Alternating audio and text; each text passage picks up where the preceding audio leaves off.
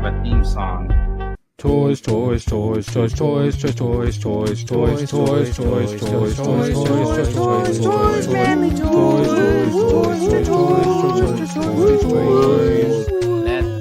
toys, toys, toys, toys, toys.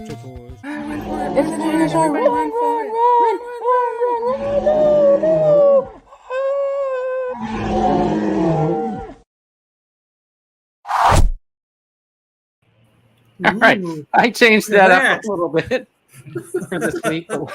Welcome to the Toy Do everybody. We got Super John, who is now the JAMP, John Amplified Motor Person, with us this week. In honor of the VAMP coming out, right? That's right. Got Connor from Fuller's Figures is joining us. Hi, everyone. How are you? And our special guest this week is David Silva from Creative Beast Studios to hear talk about his Cyberzoic, which is your newest Kickstarter.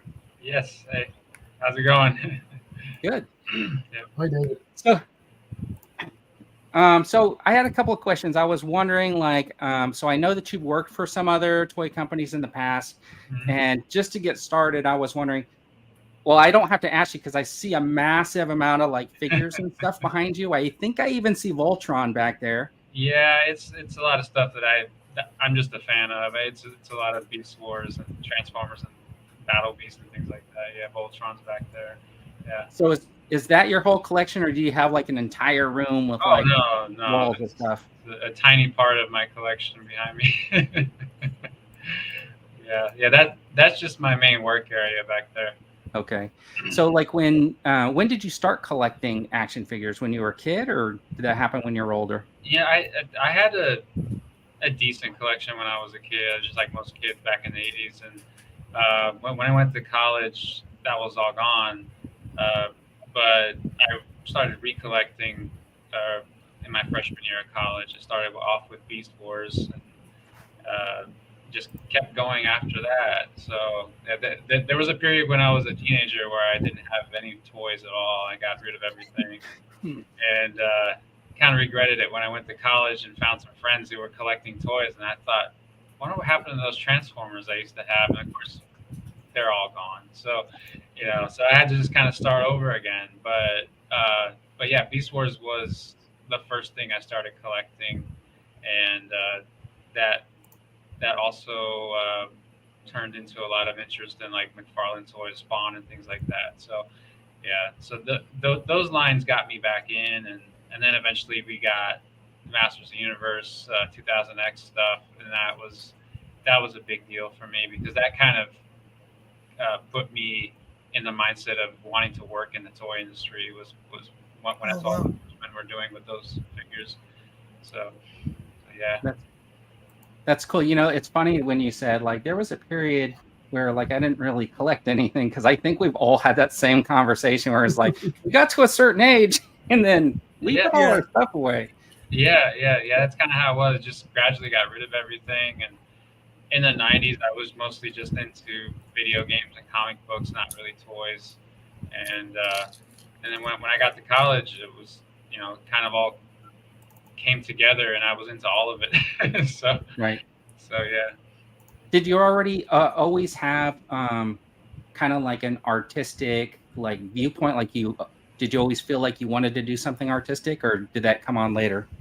Yeah, even as a kid, I used to draw all the time. I spent a lot of time drawing animals when I was a kid, dinosaurs, insects, anything, sharks, and I didn't know where it would lead, and I didn't see it leading to the toy industry necessarily. I eventually decided I wanted to draw comic books, and that's what I went to school for, to draw comics, because I was really into the Image comics back in the 90s and things like that. So I thought that's where my path was going to be. And a few years into my education, I realized I was much more interested in designing the characters and the world building and things like that, not so much telling each little story. And eventually that turned into a toy design portfolio. And I got some work from McFarlane right out of school. So just kept going after that. So That's really cool. That's actually a really cool story. I want to take a minute and just welcome some people who showed up in the chat today. We got Mr. B, who has joined us. Hey. Let's see. Joint cell. I can't even pronounce that. Silurian. Yeah, there you go. He's saying that he's looking forward to the next Cerulean? Kickstarter, Beast of the Cenozoic. Yeah, that's a line that I'm hoping to put out without a Kickstarter. Oh, that would be cool. Yeah. Yeah. We have some stuff planned for that, and there's going to be crossover between that and Cyberzoic too.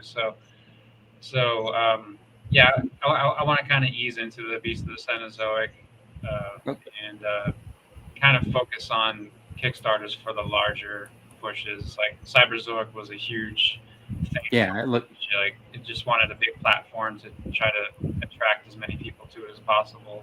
Right. Let's see. Gap After Dark has joined us. Jonathan Redmond is here. G-Force. You got, let's see. He says hi to Vernon David, but not Connor and me. That's right.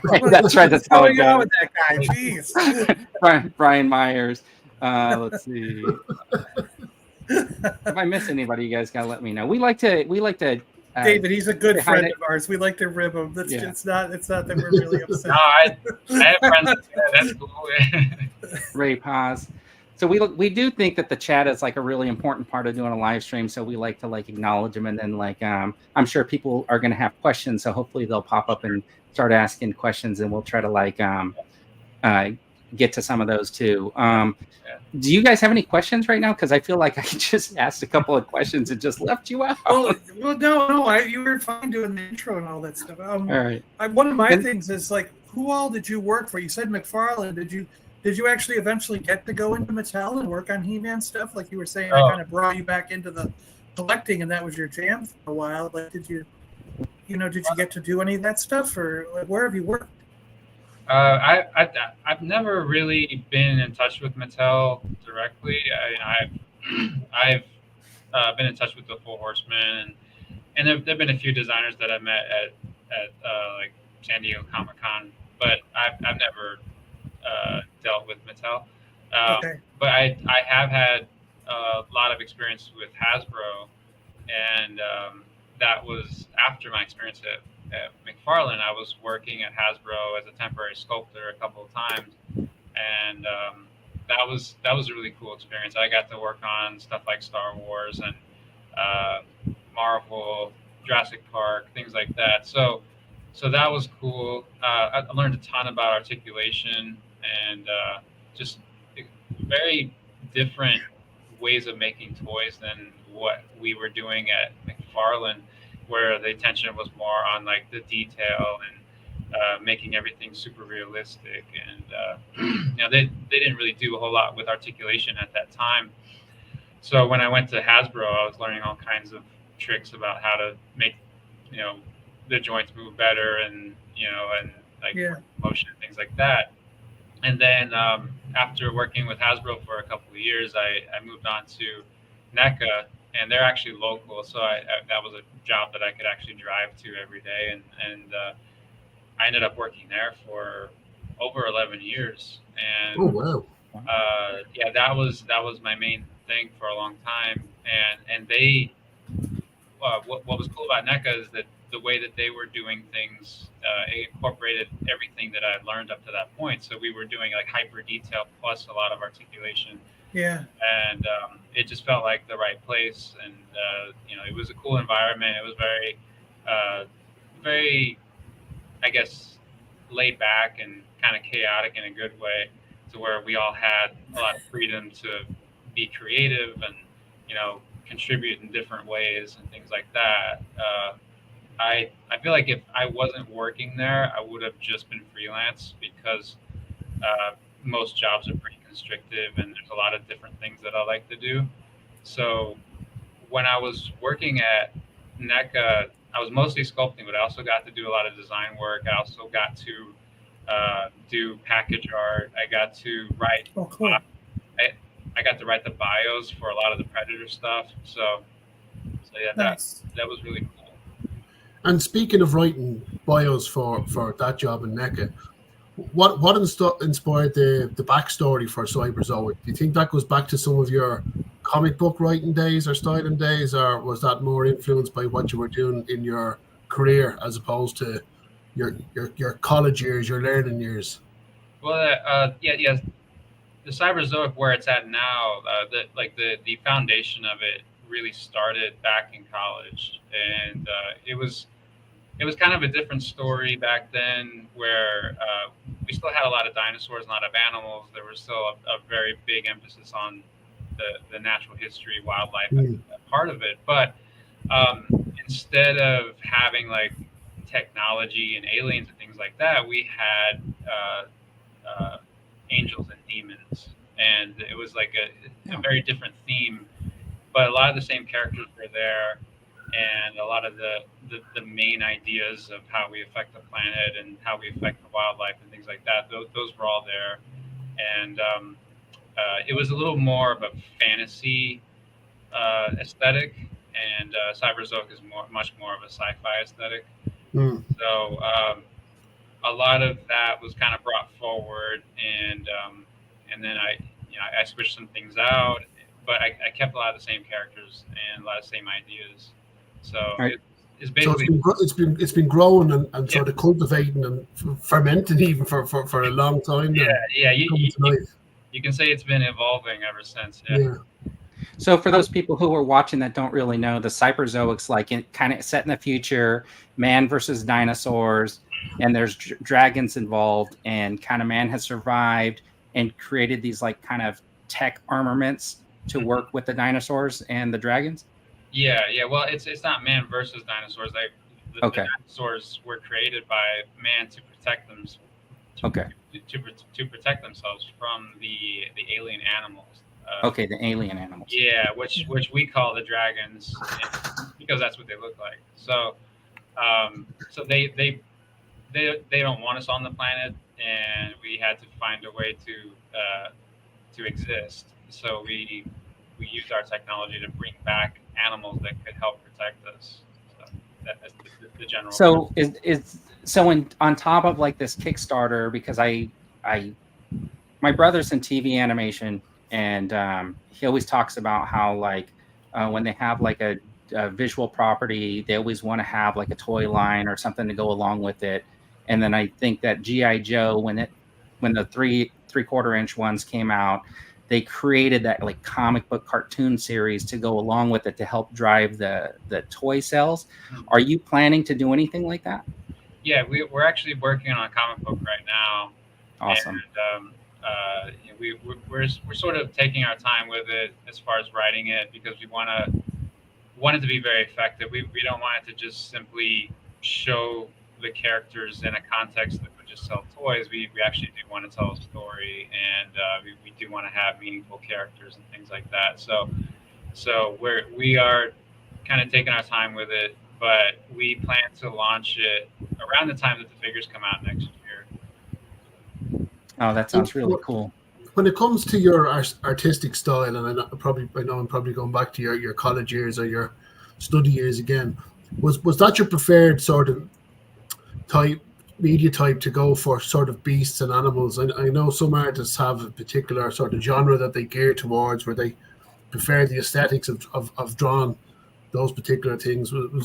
Was it sort of dinosaurs or fantasy beasts where was your go-to? I mean, I've always kind of been into movies, cartoons, and comic books, kind of unequally, and a little bit less in the comic books lately, I guess, because of all the other media. Mm-hmm. But I wouldn't say I have a preferred media. If I were to say I want Cyberzoic to be just one media, I think it would be probably best suited for animation. But I think that you can still do a lot of the same things with comic books, and I'm very familiar with how to write and draw comics. So that seems like the most logical place to start. Plus, it's a lot smaller investment than trying to get into animation. I think that would be a whole nother Kickstarter. True. Well, it seems like some of these projects, like for animation, like if someone were to buy your idea, it could potentially just get shelved by that network or whatever until, like, they're just holding the They're idea just holding back it so nobody because else gets it. Yeah. Yeah. No. Yeah. No. I Like, wouldn't sell it. go ahead. I wouldn't sell the idea, but I am interested in doing licensing for it. Okay. So I think that's a possibility. If we find someone who's interested. And you can see there's just clearly a Dino Riders influence there, which is awesome. We grew up with, and I have to ask, as a big Zoids fan or a big Zoids nerd kid growing up, I love Zoids. Is there any Zoids influence in there at all, or is it more Dino Riders? There's quite a bit of Zoids influence with the Tech Clan. I'm also a huge Zoids fan. You can't see it behind me, but I have a bunch of Zoids, and I'm a big fan of the animation. I'm a big fan of the model kits, everything. So this on the surface looks like it's inspired by Dino Riders, but there's also a lot of influence by from Zoids and even Mask. Like you have right, okay, converting parts and things like that. There's some Transformers stuff. There's He-Man stuff. I mean, it's if you know what you're looking for, you'll see hints of it here and there. Yeah. Well, I noticed some of that influence, and I could see that the what's different about this, like if people are thinking Zoids in their head, and Dino Riders in their head, the difference is that you have a couple of things where the armor that is on the dinosaur is also a standalone machine on its own. It transforms into one of them transforms almost into a raptor looking thing, didn't it? Like a chip. Yeah, and so, and then that armor can go on, that mechanical beast or vehicle can then go on to the dinosaur in a different form as armor and weapons for the like you got this. It's a sled, some kind of skiff or speeder bike almost kind of thing, and then it'll unfold and you can put it on the dinosaur as armor. Yeah, that's so cool. And it's an awesome idea to have it do both. You know what I mean? Like be the armor and be its own standalone vehicle, which is something you didn't get with Dino Riders. It was just armor, and then with Zoids you just had the mechanical thing. It didn't, you know what I mean? So you're kind of working in a lot of different, and I could see maybe even some Micronauts influence in here too. That would be an accident because I never really got into yeah. But I had one kind of question. You were talking about sculpting and stuff. So did you? It sounds like you may have lived through the change. Have you done both the physical sculpting with either the wax or the clay that you then turn into a plastic mold and into a finished, like a prototype thing? And then nowadays, a lot of times they're done as digital sculpting. Have you done both throughout your career? No. When that was starting to switch over, it came at a time when I was getting more interested in Creative Beast Studio. I was doing the resin model kits at the time. Before I was doing the action figure stuff, I was doing resin model kits, and it was all dinosaur based stuff. I ended up doing a couple of dragons too, and it was one of those situations where I wanted to invest more of my time into learning how to run a business than learning how to sculpt digitally. So, gotcha. I mean, your stuff isn't done digitally. You actually sculpt. A lot of it is done digitally. It's just that I personally don't sculpt digitally, but I was already in touch with a lot of people who were doing that, and I felt like, well, it's probably better use of my time to focus on the business and then hire people to do the sculpting for me. Gotcha. And then I do plan on learning it. I think next year might be a good time for it. Everything leading up to this Kickstarter has been exhausting and crazy. So it wouldn't have made any sense for me to start using ZBrush in the past year or so. But I think next year it might fit in. I have plans to learn that the thing is I've heard from, the reason I was going to ask was because I've heard from some people that they like the traditional sculpting methods of the past where they would do it out of wax or clay, and they say that the digital sometimes loses some. but it's faster doing it digitally and probably cheaper in the long run.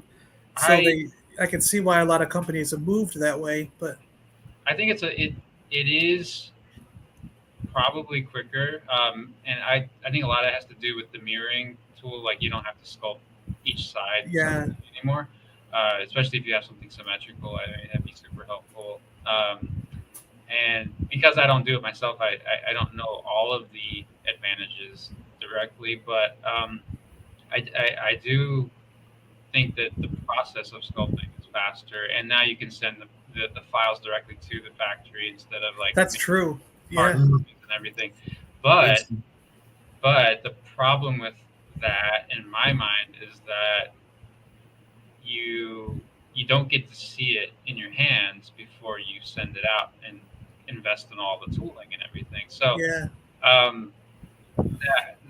there are ways of like having it printed out and then you see it, but basically because I'm old school, I have an eye for sharp details and like really making sure that everything looks organic, and because there are some examples of digital sculpting where it's sort of soft looking, or maybe it just sometimes you can just tell, and I don't want you to be able to tell. And I think a lot of times it has to do with the actual people involved. And I'm working with people who learn how to sculpt with their hands first, and they just transfer that over into digital, which I think is the best way, because when you learn how to sculpt with your hands, you really understand how things are supposed to look in reality.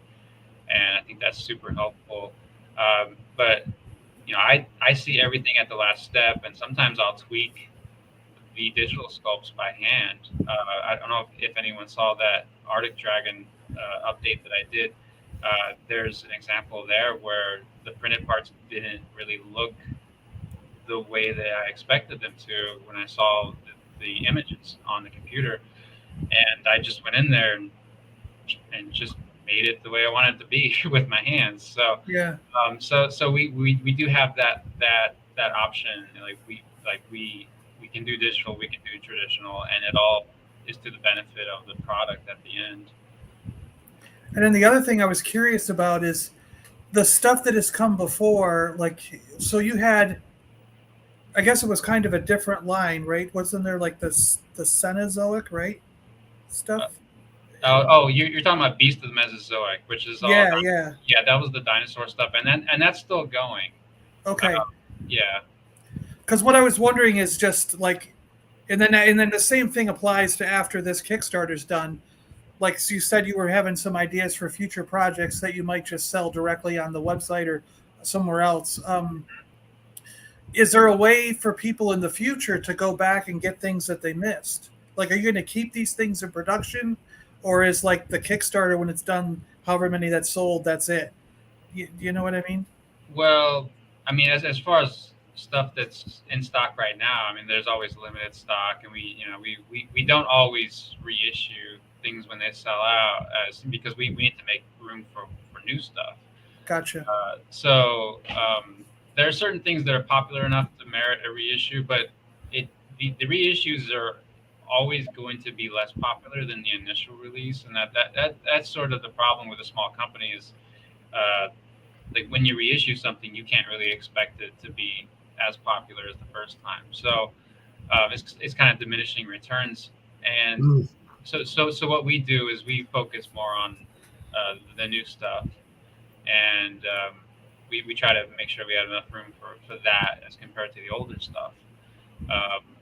You can still go on my website and get some of the older stuff. It's still, there's still stuff from previous Kickstarters that's available, and the production runs always exceed what's ordered on Kickstarter, so that I have extras. Gotcha. Okay, later. Yeah. So there are a few extras. Yeah.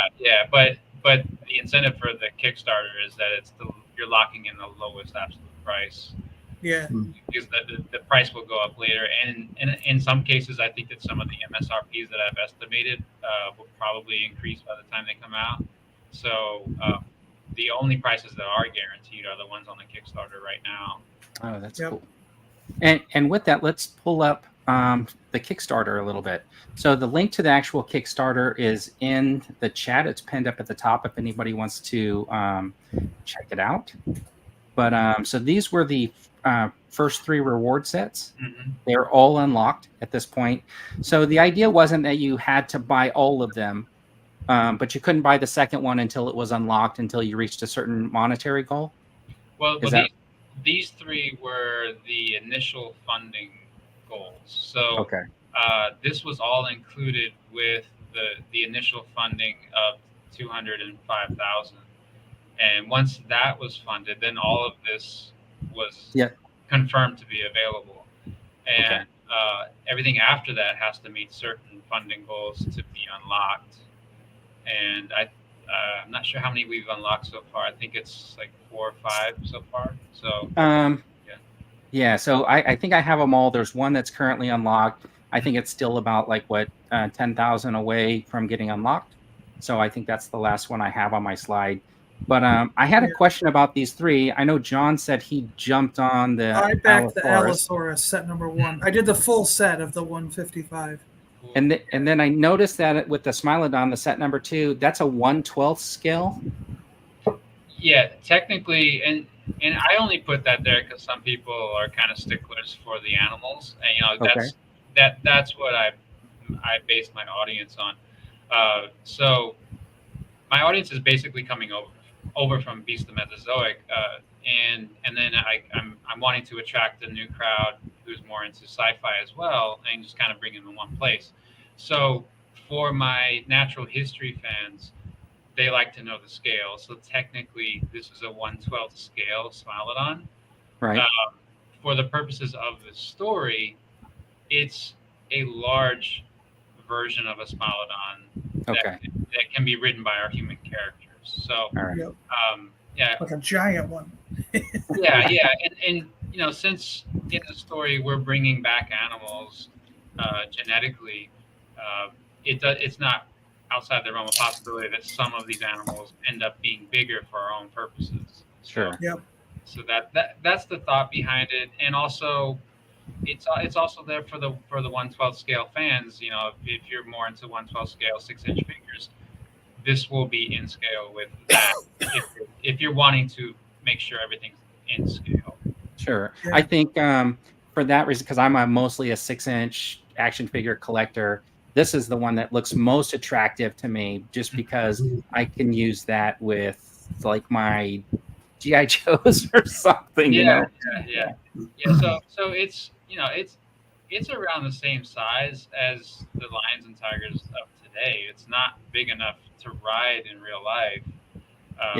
And that's why I messed with the scale on that one a little bit, because I wanted to have a prehistoric mammal in there, and I wanted it to be a mount for a character. So that's what we ended up doing. That is really cool. And then with that, you can also back the entire first wave, and then there's also a signed art print. Yeah. I'm really excited about the art print because it does kind of give an indication of the characters of the world all in one image, and it was done by Luis LaRosa, who's well known for doing comics, and he just nailed it. It's it has so much personality, and I'm just in love with it. I have it as my desktop right now. Yeah, it's amazing. It's an amazing shot. Did a really good job on that.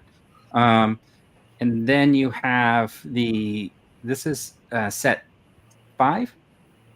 Yeah, that's the Achillobator set, which is a large raptor, and this is one of the earlier designs that we worked on. This is the first converting armor that we designed, and this one's more animal. The armor's more like an animal itself when it's in robot form, in a sense. Yeah. So there's a distinction between the transforming armors. So since we have different clans, we wanted each clan to have its own look. So the Fire clan has converting armors that turn into animals, while the Tech clan has converting armors that turn into vehicles. Oh, that's cool. Oh, that's clever. Yeah. And I do like the option to get like a 3-pack of figures for troop building, I think that's a fantastic option. And the price point, I think, is like fantastic on this Kickstarter, in my opinion. Yeah, I'm trying to give the best pricing for the Kickstarter that I possibly can. You know, I'm just trying to get enough to fund right now, and you know, just to make these things happen. The MSRPs, like I said, are just estimated. They could go up later, so you know, Sure. lock in those Kickstarter prices. Yeah. Right. Well, and I also like the idea that you can buy just the dinosaur, $65. You can buy just the armor, $32, just the figure for $25, or the whole package for $115. Or all the packages in the first wave for Yeah. $450. Save a little bit of money each step of the way if you really want to. You know what I mean? Yeah, a little bit. But if you're just a fan of the creatures, you can just buy the creature. It's a great way to split it up, I think.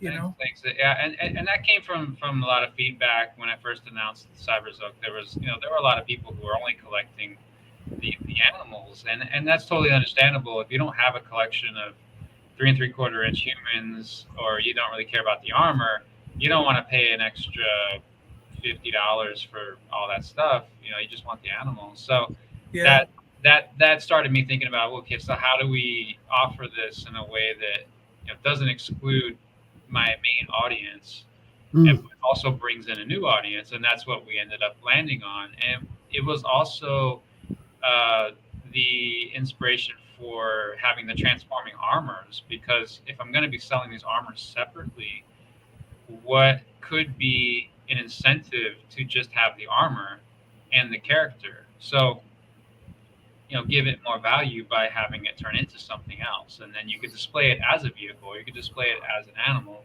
on its own. So yeah, I mean, it was definitely an evolved concept from Dino Riders when you could just put everything in one box and that's it. Now, as adults, we're much more sophisticated with our preferences, and you know, we want to have high quality, but we don't want to like pay money for stuff that we don't necessarily want in our collection. So I'm trying to, you know, use that as a positive to push this forward into, you know, a direction that's never been explored before. Do you imagine, like I can kind of see this thing in my head where, take that speeder you got with the Allosaurus, like I could see the Allosaurus running into battle with no armor on, just the Allosaurus, and the guy's sitting next to it, you know, the rider in that speeder, and right before they get into battle, he pushes the button, the thing flies up into the air and just like lands on the top of the dinosaur, you know, lands on the dinosaur, and he's still riding it, you know. Yeah, that's pretty much what I'm imagining, and it's also sort of like when these armors for the Tech Clan were designed to protect and attack the dragons, like the dragon threats, so these big, large, powerful things, and it could the armor could come off, turn into a vehicle, and then attack from one side while the dinosaur attacks from the other. Yeah, that too. Yeah. At once. So yeah, I mean, there's a lot of opportunity there for some really cool scenes, like fight scenes and things like that. So yeah. As the hobby moves more towards being called collectibles by a lot of companies, I see what you've designed quite deliberately is a toy. It's got the functionality built in there that it's to be played with and utilized. And was that very deliberate that you wanted it to be a toy line, an old-fashioned toy line that had the different elements in it to get the imagination flowing when you were like sitting on the floor playing with your toys?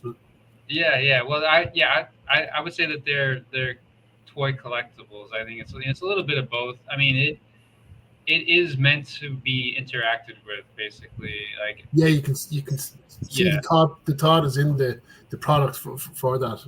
Really impressive. Yeah, and I don't think just because we're adults that we don't want to interact with our collectibles. You know, like just let's put some sort of customizable options in there, some sort of things to figure out when you have it. You know, not just the thing that you put on your shelf and you're done with. Like you want to keep tinkering with it and see what else you can do with it. And of course, the beauty of what you're offering is everything. So it's got something for the collectibles. Collectors are the people that want to get something out and have that utility with the product.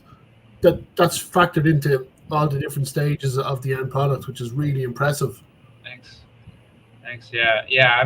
I'm trying to push as much value as I can. While it's all sort of feeding into each other. Like the audience feedback, the storyline, the features of the toys. I mean, it's all like just considering everything at once, and everything is sort of benefiting each other. And trying to land in this place where we're offering something that you can't find anywhere else.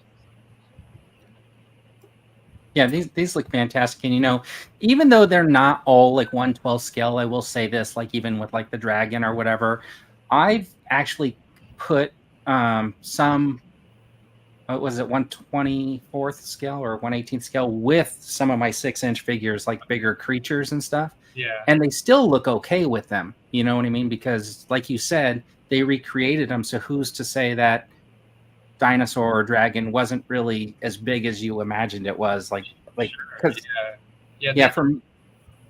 Go ahead. Sorry. For me to think about like what I'm backing here, what I'm gonna get, I'm like looking at my pocketbook.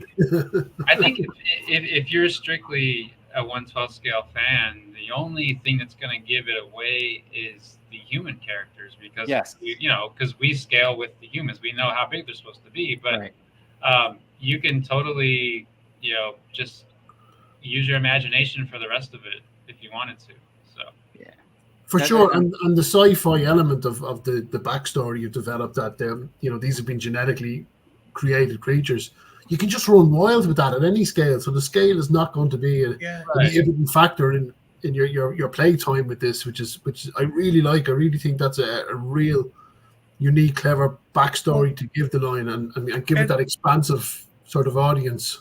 And the other thing is you can pull from any era. You could make a mammoth if you wanted to. Yeah. You could pull out a Quetzalcoatlus, the flying reptile, and absolutely, and do all kinds of weird. You know what I mean? You can just and make it work for any of the characters that want to. If you want them to ride it or have it as like this, the Deinonychus looks kind of like almost like you would have a dog at your side. You know what I mean? And then that was kind of the idea. It's sort of like a German Shepherd would be. Yeah. And it's just amazing because like the way you have it broken down, I think is just ingenious almost, to where you just buy what you want. Yeah, that's what I was saying. Yeah, like you were saying earlier. I just think it just looks fantastic, because I'm just already like figuring out what I can add in. And it's beautiful design and artwork, like the way that this is all like. I like the gray bordering, the way you've done the set title at the top, and it's all in this. I mean, it's just a lot of people don't do this kind of work when they put up Kickstarters. Here's the picture of what you're going to get. So true. It looks like a toy line, like a real. You know what I mean? And I love it. I love the way that is. I'm a big fan of presentation and graphic design, everything, like everything that communicates an idea effectively. And for this, we wanted to have kind of a sci-fi look to it, obviously, but also be easy to read. And it's a bit of a challenge, because we're coming off of our previous Kickstarters where we're just selling the dinosaurs by themselves, and you just have a picture of what it is, and you have a few little bits about how big it is or whatever, and it's pretty straightforward. But this, with all the different components, was really a challenge to be able to present it in a way that's easy to read and easy to decide what you want. So it was a bit of back and forth, and I worked with my team on this a bit, and we landed on this presentation, which I feel is pretty good. I'm pretty happy. Yeah. It looks great. And given the fact that you've mostly funded, I think there's only 1 or 2 unlocked left, and you've sort of, it's flying. I think you really hit that golden point, a mixture of your product offering, that there's something there for everyone that they can pick and choose or dip in and out where they want. I think you've really hit the nail on the head for your product offering in the Kickstarter. Yeah. And we still have a few stretch goals that I haven't shown yet. I mean, I've teased them a little bit, but if things progress in the same direction, obviously, then we'll be opening up even more stretch goals. Nice. That's fantastic. That's brilliant. Yeah, I'm trying to give each set its own space and not kind of dump everything out there at once, because so much went into each set that I want to make sure that they each get their own spotlight as they go along. So this one looks freaking awesome. I Yeah, love the giant it's like amazing. sword like thing coming off its head, the horn sword like thing. It's just, it's Okay, so John. cool. John, pronounce the name. It's a Dryptosaurus. yeah, that's one of the easier ones. Yeah, that one. This was actually the first design that we worked on for Cyberzoic, back when we were just kind of coming up with aesthetics, And that's a Hatzagopteryx. When I was a kid, I used to look at all these dinosaurs. I just You probably got all the pronunciations down there. I actually went to Hell's Creek and dug up dinosaurs. I don't know if you know that. Wow. Oh, wow. Yeah, they're well known for that. I joined. I found it. I went to Jordan, Montana, middle of freaking nowhere. There's like 10 people who live there, but I had to pay ahead of time and set the whole thing up and get approved by the Rocky Mountain Museum to join them. And I wasn't going to be some crazy who was going to steal all their stuff. And that once I got approval, I had to drive all the way out there, meet them at the place I was staying at, and then they basically blindfold you and drive you out to the dig, so you don't know where it is. Really? Wow. And then you get to join them and do it. Yeah. Huh. It was cool. Hammerheadosaurus. Yeah. Hammerheadosaurus. Hammerhead's his favorite Star Wars character. Oh, okay. That's cool. Yeah, he's offering his services. Nice. Yeah. He does a lot of package design and work for toy companies like Gentle Giant and other places. Oh, so cool. Yeah. Left Coast really is in the indie industry. Yeah. So, but he does freelance, so Cool. I'll keep it he in mind. seriously would, be a good guy to talk to if you do need anything. For sure. Cool. Good to know. So what kind of packaging are these going to come in?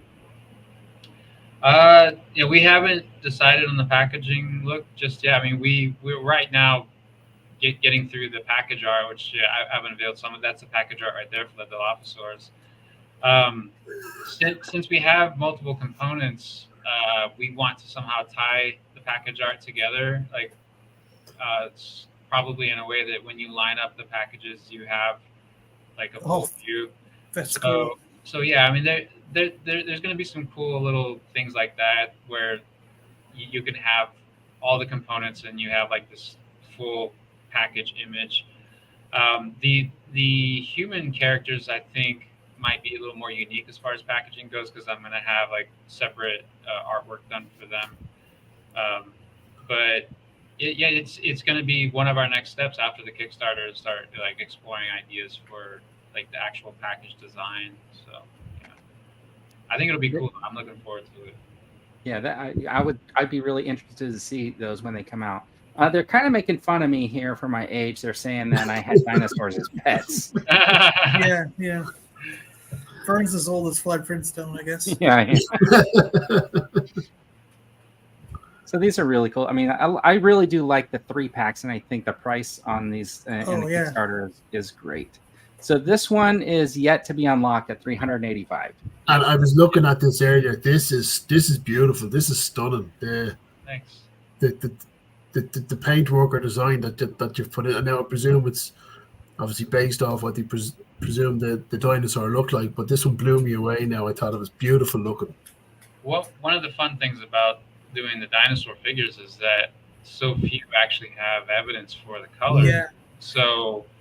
Did you see that one they just found? It was blue with pink stripes. They just found a new one with pigment that was still in there. Like, I don't know, it's somewhere up in the frozen tundra-like stuff. And they think it's showing signs of blue with pink stripes. And I'm going, what? Like, that is so weird, man. Like, Johnny Utah Raptor saw that. I just watched Point Break for the first time recently. So. Yeah, Johnny Utah Raptor. Yeah, that's good. That's pretty funny. All right. So, do you have the models at your house right now? I thought I saw a dragon right behind him. You can see some of them behind me. Yeah, I thought I saw one right behind him. I keep all the prototypes here until I'm ready to send them out to China, and then they replicate them. But yeah, I mean, a lot of effort gets put into making the prototypes look the way we want them to, and photographing them for everybody to see and things like that. It's a lot of time involved with that sort of thing. But I think it's important, even though we have really nice looking digital models that we could show off, I think that having a physical model that we could photograph is it's really nice to see, because it's a better idea Oh, absolutely. of what the final version could look like. Yeah, some of the companies, when they show a figure, it's a digital render, and then there's a lot of like, wait a minute, it doesn't look anything like what you guys presented. Yeah. I really like that, and that's probably like more my old school mentality, just like wanting to see a picture of the actual toy before I buy it. So yeah, we put a lot of effort into that, and I'm the only one working here at this, at the main place. So I'm doing all this by myself over here. So, but I will say I do have a lot of paintwork help by like some of my guys, Matt Holtz and Ross Persichetti, and they've been helping out with the paint. Chris Albers also, and so they'll send me painted stuff. But lately, I've been working on a lot of the armor stuff, which has been pretty fun. It's a bit crazy. On your Kickstarter, you have this slide with the creative team, so I'm throwing that up there just to make sure everybody gets a little bit of. Yeah, I worked with a lot of people on this. Yeah, and as far as the Kickstarters go, this is the biggest team I've had so far. So we just basically needed that many people to get this much work done. So, right. Yeah. This just looks incredible, and even though it's not like a 1/12 scale, this is gonna look great. If you want it to be 1/12 scale, I mean, it's not real, so you could say whatever scale you want, really. Yeah, you can have it whatever scale. I think it would actually looks fantastic. Thanks. So David, it's clear the amount of work that you've put into this, the amount of imaginations. You said it's been years in the works, in the back of your mind. You're having success. You're getting your Kickstarter funded. When you have downtime, what's your dream for Cyberzoic? Where would you wish this line to go in your mind? How far or big do you want it to develop? I'm wanting to see it get as big as it can get. I have a really strong interest in pop culture in general. I mean, for our generation, I think it's really important, and I would love to see it be, a movie or an animation or a video game, whatever interest there is for it, I'm game for it. I'm obviously a big fan of a lot of things already, but I also think that a lot of those popular things are maybe, being redone too many times at this point, to where we don't have enough new stuff. Yes. So, and that's fine if we have that continue. I mean, that's fine, but I also think it's important to have the new stuff out there too. I think there should be new ideas that can continue forward in the same way as your Star Wars or your Ninja Turtles or whatever. And this is sort of my attempt to try and put something out there. I don't. There's no way to know how far it'll go, but I'm definitely hoping that it expands past the toy line. But we see that now with a lot of large companies, and you reference pop cultures, so we see it even in the movie industry or the toy industry, where large companies are just a little bit cautious or scared even to just take a risk or to take a punt, as we would say here in Ireland, on a new line. And it's small independent guys like yourself that are bringing this to the hobby, and so far I think a lot of them have been successful, and it's clear yours has been successful. There's an appetite there for it, so congratulations on that. And like, a lot to take on, taking that risk to give it your time and your energy and your investment to bring it this far. So I'm sure you're delighted with the results of it and how it's grown and developing. Yeah. I mean, I'm really grateful for everybody that's supported it so far, for sure. In my mind, I'm always thinking about how to reach more people. So no matter how this Kickstarter turns out, I'm still going to want to try and reach more people and get into more markets and things like that, and just try to bring this story and this concept to more people. So. All right, so David's saying it would be cool to know who he'd like to cast as the main characters of a movie. And if you have 3 characters you're thinking of, I know 3 people. Well, do you have a larger guy? I mean, I don't know how well I would do out in the wild fighting animals and dragons. I mean, look, Vern has to be the villain. Okay, I'll run 1,000 yards with my pack and gun, and then I'll be like, "Hold on, we gotta wait. Pause the battle." I'll be happy to get quickly eaten by the dragon. Well, I will say that one of the main characters, Argentius, is based on Michael Jai White, and he was. I'm big into martial arts movies, and when I was a kid, he was one of my favorite, and he still is one of my favorites. And I had a character that was based on him for a different story at the time, and this was back when I was in high school, and I just kind of brought that forward into this story because Argentius. Back when I first created him, didn't really have an identity. He was just sort of this mysterious character with no face. And I thought, well, we should put somebody in there. So I just kind of brought those 2 ideas together. And so he would definitely be the perfect person to play Argentius. I mean, he's even the right age because he's a very experienced war veteran, basically. But the other characters, I'd have to think about it. I don't know. Well, don't. You don't have to look too far. Yeah. In other words, Vern wants a role. He's saying. So I know you said earlier you might have to take off after about an hour, but I wanted to ask a question because even though we mostly go towards adult collectors and stuff like on this channel, there are probably some younger people who watch. So I would be interested to know what advice you might give somebody who's a young adult who's interested in trying to get into the industry, trying to decide maybe what classes to take in college or something like that, or what education to pursue, anything like that. What kind of advice would you give somebody that's interested in a career like yours?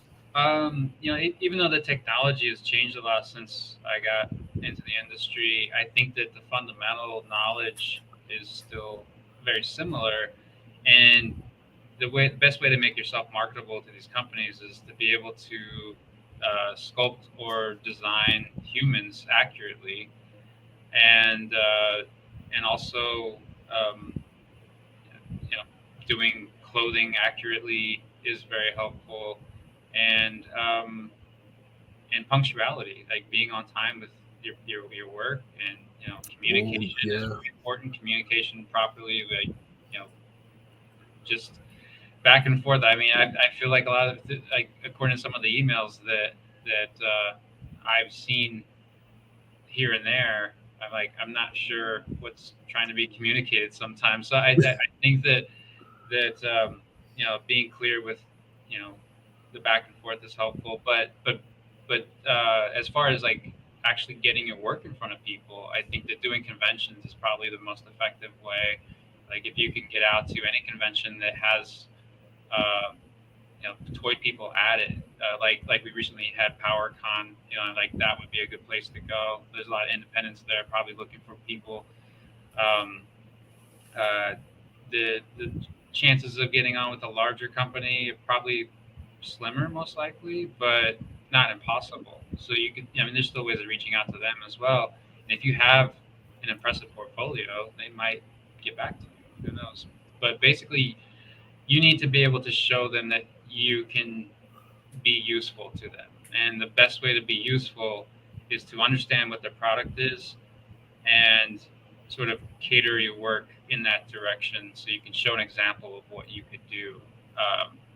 And like I said, at the heart of that, you should have the fundamentals of knowing how to sculpt proper anatomy and how to sculpt drapery and things like that. So, or draw. I mean, depends on if you want to be a designer. But yeah, that's basic fundamentals, and it doesn't matter what the tools are. Just know the fundamentals and be solid with it. Okay. So Good so advice. would you say it's fair to say like you don't necessarily have to know how to sculpt if you're a really good artist and you can draw, because then you can be on the designing part of something like that? Yeah, and yeah, if you can show that you have talent to communicate a design with your drawings, then you Right. probably get a response because they might have something that you can help with. But yeah, I mean, drawing skills, sculpting skills, you don't even have to really go to school for any of it. You just have to be able to do it.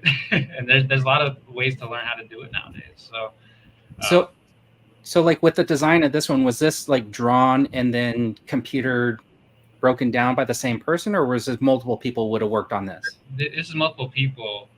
So this character actually started originally by me in high school, and Oh wow. I've been redesigning her over and over again ever since. And then I reached out to my friend JP Mavinga, he's very good with illustrations, and he works a lot in comics, and he's also done a lot of design work for Sideshow and a few other companies. So he's very good with draftsmanship and designing and things like that. And I basically like his drawings better than my drawings, and that's usually how I pick people. I try to pick Okay. people who are better at what they do than I am. So he helped me design this version of Dragolina, which is sort of a precursor to the green version. And once we had a design, what I did was I did an actual design for the toy, like a drawing, front and back with accessories and things like that. And then I handed it off to one of my sculptor friends, Aaron Beinert, who I originally met at McFarlane Toys, and he's working in the video game industry now. And he sculpted her digitally. And then Ross Persichetti, who's my main designer, he put in all the articulation and broke it down into the image you see on the right. So yeah, it's total collaboration. We all had our part in it, and it's like everything that you see has that level of collaboration. Okay. And the reason why I wanted to mention that is because if somebody's actually thinking about doing it and they don't think that they could like sculpt or whatever, but they can draw, or somebody who doesn't draw, but they can do stuff on the computer, there's so many options to try to get into that type of work. I mean, you could do design work, you could do paint work. Paint work is another important part. Like you paint the figures, sculpting, obviously, and just that there's a lot of variations with each one of those things as well. And I think the most important thing is that you have to be passionate about it, and you have to be disciplined. Right. Like if you have those two things, you can figure the rest out. So Okay. For sure.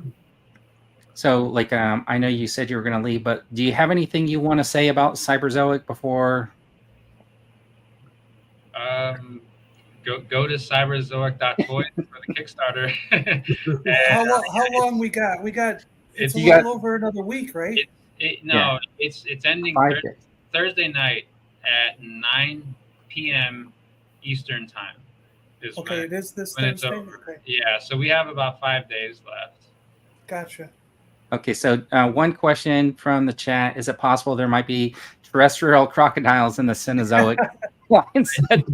I would say definitely, because I'm a big fan of them. So you might see that pop up at some point. Yeah. All right. There you go. All right. You guys have anything else? No, just to say congratulations where you've got it so far. Best of luck with the remaining few days of the Kickstarter. It was an absolute pleasure meeting you, getting to talk to you, getting to learn some of the insights of the industry and the work that you've done in it. And I'm probably going to end up with a saber-tooth tiger in the coming months. So. It's a good choice. Yeah. Yeah, I'm going to look forward to the Allosaurus. That'll be so cool. Nice. Yeah. Thank you. Awesome. Well, we really appreciate you joining us. I know you said earlier you had to go, but I mean, you could feel free to stick around if you want. I would love to, but I've already committed myself to doing another update today. But so Okay. Yeah. and I'm a bit behind on that already. So All right. Awesome. Normally I would stay longer though. Yeah. All See right. you, If David. you ever feel like coming back and just talking about anything else, just Of let us course. know, and We can just would chat love to have about 80s toys if you want. I don't care. Yeah, yeah. Yeah, we Anytime, do that anytime. regularly. Yeah, when it's all done and you're clear. Yeah. I'd be totally fine with that. That'd be great. Yeah. That sounds Awesome. cool. Cool. All right, David. Yeah. Thanks a lot. We really appreciate it. Thanks, Awesome. man. Thanks, Yeah, David. thanks for Lovely to having meet you. All right. All Cool. right. Thanks, guys. Okay. Bye. See ya. We're gonna stay on. Yeah, we're gonna stay. So just rotate it out. There you go. All right. All right. That was pretty cool. I mean, No, that David's was a really cool awesome. guy. I loved it. Yeah, that was A great. lovely guy. Like, I mean, he's some background in his education in the toy industry or his involvement in the toy industry. And the product he's bringing to market is absolutely phenomenal. It's got it all. I have to say, I'm really impressed with his offer, his product offering. I think it ticks a lot of boxes. It's really impressive. You know, when I first looked at that campaign, I was kind of like, okay, this is confusing a little bit. Let me see what's going on. And I didn't understand, like, because, you know, sometimes you got to, like, it's like there's different tiers. Like, you back this one and you only end up with like this or whatever. But this has so many different options. Yes. You know what I mean? It's actually really cool to me. And we're not used to that from like, you know, I know Kickstarter started off as a Kickstarter with a potential tier or two. What? Come on. But it's a whole new approach to the Kickstarter model, which I think is fresh, and I think the industry needs that. You can customize what you want out of it. Cool. Oh, How you that's doing, cool. Ramen Hey, Toy? Ramen Good Toys to is see you here. guys. Ramen Toys is supposed to be coming and visiting with us next week on Saturday. We're going to be at 9 o'clock in the morning, so 3 hours earlier, just to help him out in his time zone. So if you guys are going to come back next week, we're going to be talking to ramen. Cool. That sounds cool. Let's see. Okay, yeah, absolutely. Go back and catch the whole thing. Let's see. I'm up as I have a flight to Japan in a few hours. All right, have a good trip. Yeah. Can you imagine? I couldn't imagine like catching it's like 3 o'clock in the morning there, or something like that. So yeah, next week. Looking forward to it. That's going to be awesome. I've taken that flight. It took me 19 hours to get to Japan. Yeah. Well, not from where he's at. Where's he at? I think he's over on in that side of the world. So. Oh, okay. Yeah. Yeah. Okay. So, anyways, let's look at the ultimate Haslab update. Giant Man. This isn't real. Giant Man back. They had 13,889 backers at the end. I think I made a video. I don't think I made a video. I know I made a video suggesting that Hasbro should just give the final tier because, right? Let's see. Hold on. Yeah, they showed to the fans that got in there and backed us 4 hours. Wow. Oh, 4 wow. hours. That's great. Japan, yeah. Let's see. I thought that was pretty awesome that at the last minute it pulled through and got all those backers and stuff like that. I did not back the Giant Man. That was Hasbro. Hasbro Yeah, themselves bought like 4,000. They bought 4,000 themselves. Dwight was like, "We're getting a win, even if I have to pay $10,000 for it." Yeah. I'm gonna sell them all to Big Bad's toy store. I did not back it. Anybody here back the Giant Man? Nope. No, it's not for me, but for the guys that did want to back it and did back it, I'm glad they got it. I'm really happy for them, and I think it's an awesome offering. I do. I just don't collect legends. So was it the last tier at like was it 14,000? Yeah, it's 14. So they were 111 away. 111. They should just give it to them for the heck of it. Yeah. We should start a campaign. Brian did. I can't wait close to see your review. He did Daniel was on Twitter for 48 hours straight pushing the Haslab. Yeah, you know, the thing is with the Giant Man, I keep thinking like, man, if I would have got it, the face, the way it comes out of the mask is totally designed to maybe do some customization. I could have painted the whole thing blue and made those stripes yellow, and then I could have had Goliath, right? Well, if you did that, Vern, you would have just devalued it. I was going to paint Or it made it green. more. I was going to ask David when he was on, when he was talking about customizing or whatever, and I was going to say, so you're saying that if I get a dinosaur and I paint it, I was going to paint him green and hot pink. That's what I was going to do. all right. And then they immediately launched within a week another money making scheme. This is freaking under the cool guise as of a hell. Ghostbuster, and for Because you can take it on a real ghost hunt. and It has a $300. real. It really works. Like it'll detect ghosts if you're like a ghost hunter. No, but does it work or does it just light up? No, it has an actual EM detector built into it, which is what ghost hunters use.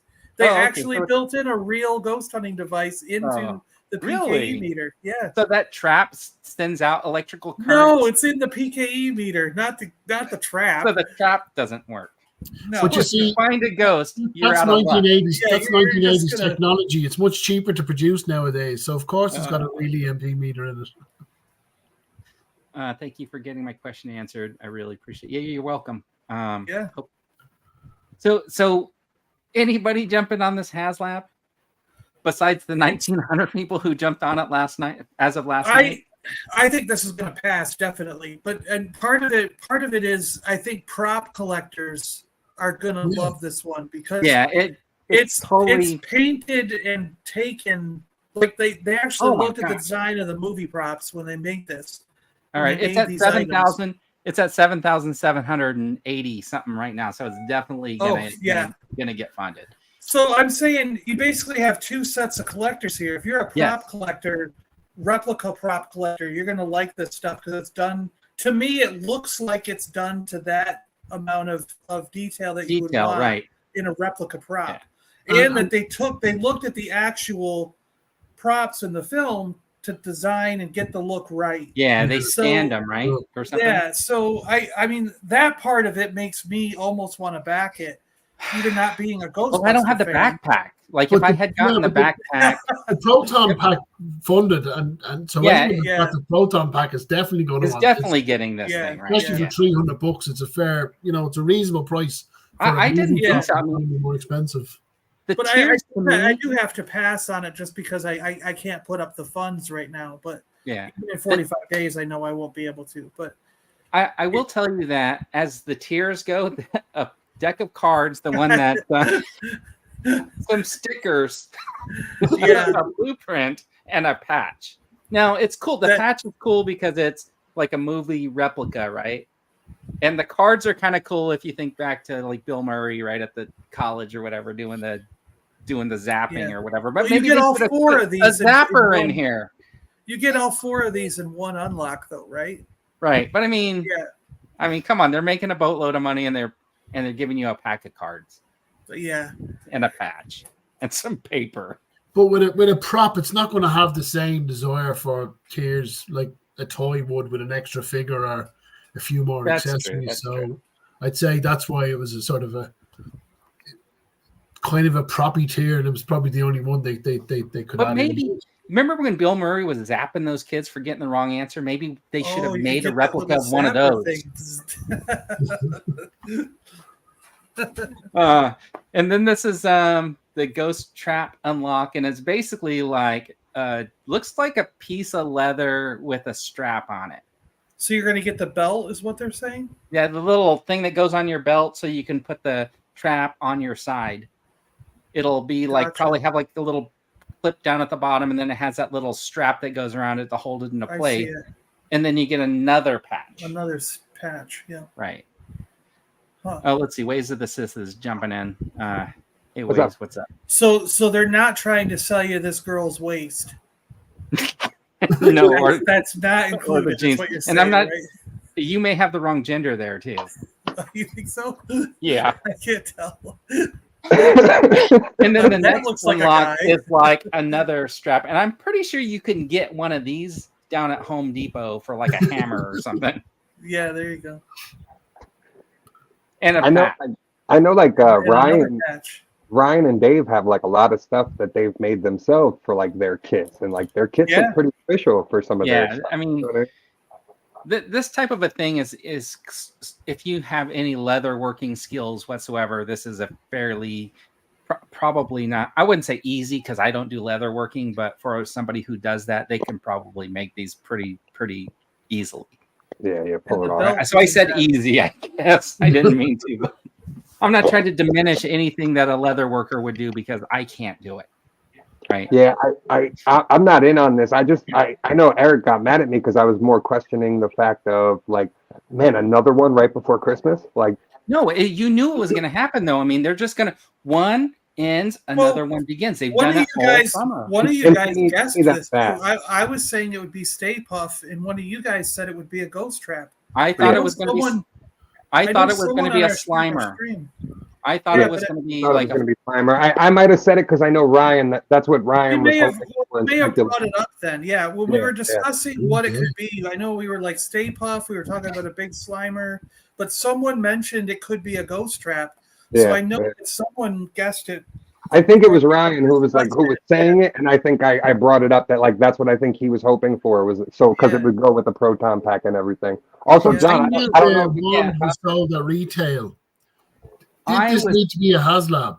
Yeah, because it doesn't need to be a Haslab. Could have been sold at retail. Now, here's what I would have expected them. So last year they did the backpack was the Haslab, and then the little attachment piece was just sold on Pulse as an exclusive.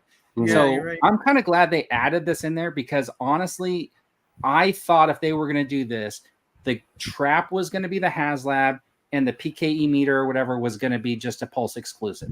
That's what I thought they were going to do. If this was the case in my mind, I knew though 100% they weren't doing anything action figure related for Ghostbusters. Oh Gotcha. yeah, you knew like nothing, no Stay Puft, no nothing. Yeah, the figures didn't sell. You know what I mean? It's like there's absolutely no way in my mind they're even thinking about a Haslab for Indiana Jones. Oh no. Right? Because I mean, even though the Indiana Jones in the beginning like sold fairly decently, I mean now they're just kind of like there's nothing for them to announce. I mean, what besides the little truck, what would they do? The truck with no logos on it, right? Because they can't identify it in any way. They won't give us bad guys in the line, so right. They kind of killed it from the get-go that you've got your indie, your hero, but he's known to sort of go up and fight against on your display shelf. So I think they nearly killed the line at the beginning with the decision of what they were going to release. Yeah, Jonathan is right. Same with the D&D figures. Zero chance of Tiamat. Yeah, all those D&D figures are at Ollie's now. Yeah. Well, not all of them yet, right? There's 3 that are still current. They haven't made them over there yet. So, so here is the update on the Cobra Mothership, which I figured was going to be stuck at 224 backers. It's currently at 1,415 or 12. I can't really read the number because it's so small, but this is probably going to fund also. Yeah, at the end. But I did want to just bring up one thing. So if you look down at the bottom for under the Ghostbusters. Yes. No, sorry, but under the Ghostbusters thing, I just wanted to point out that it actually does say it has built in an innovative real life EMF detector. It actually has one. And if you go online, here's the thing. If you go online and find an EMF detector that they use for ghost hunting, like you see on the ghost hunting TV shows and those kind of things, you can pay anywhere from $93 on up to $189.90. See, that's cool though. That should be something that they should advertise more though. That it's an actual working one because it says it right at the top. They did a whole presentation for it. The Cobra Mothership is $495. So you're getting a real life EM ghost detector that they could use on one of those ghost detecting TV shows.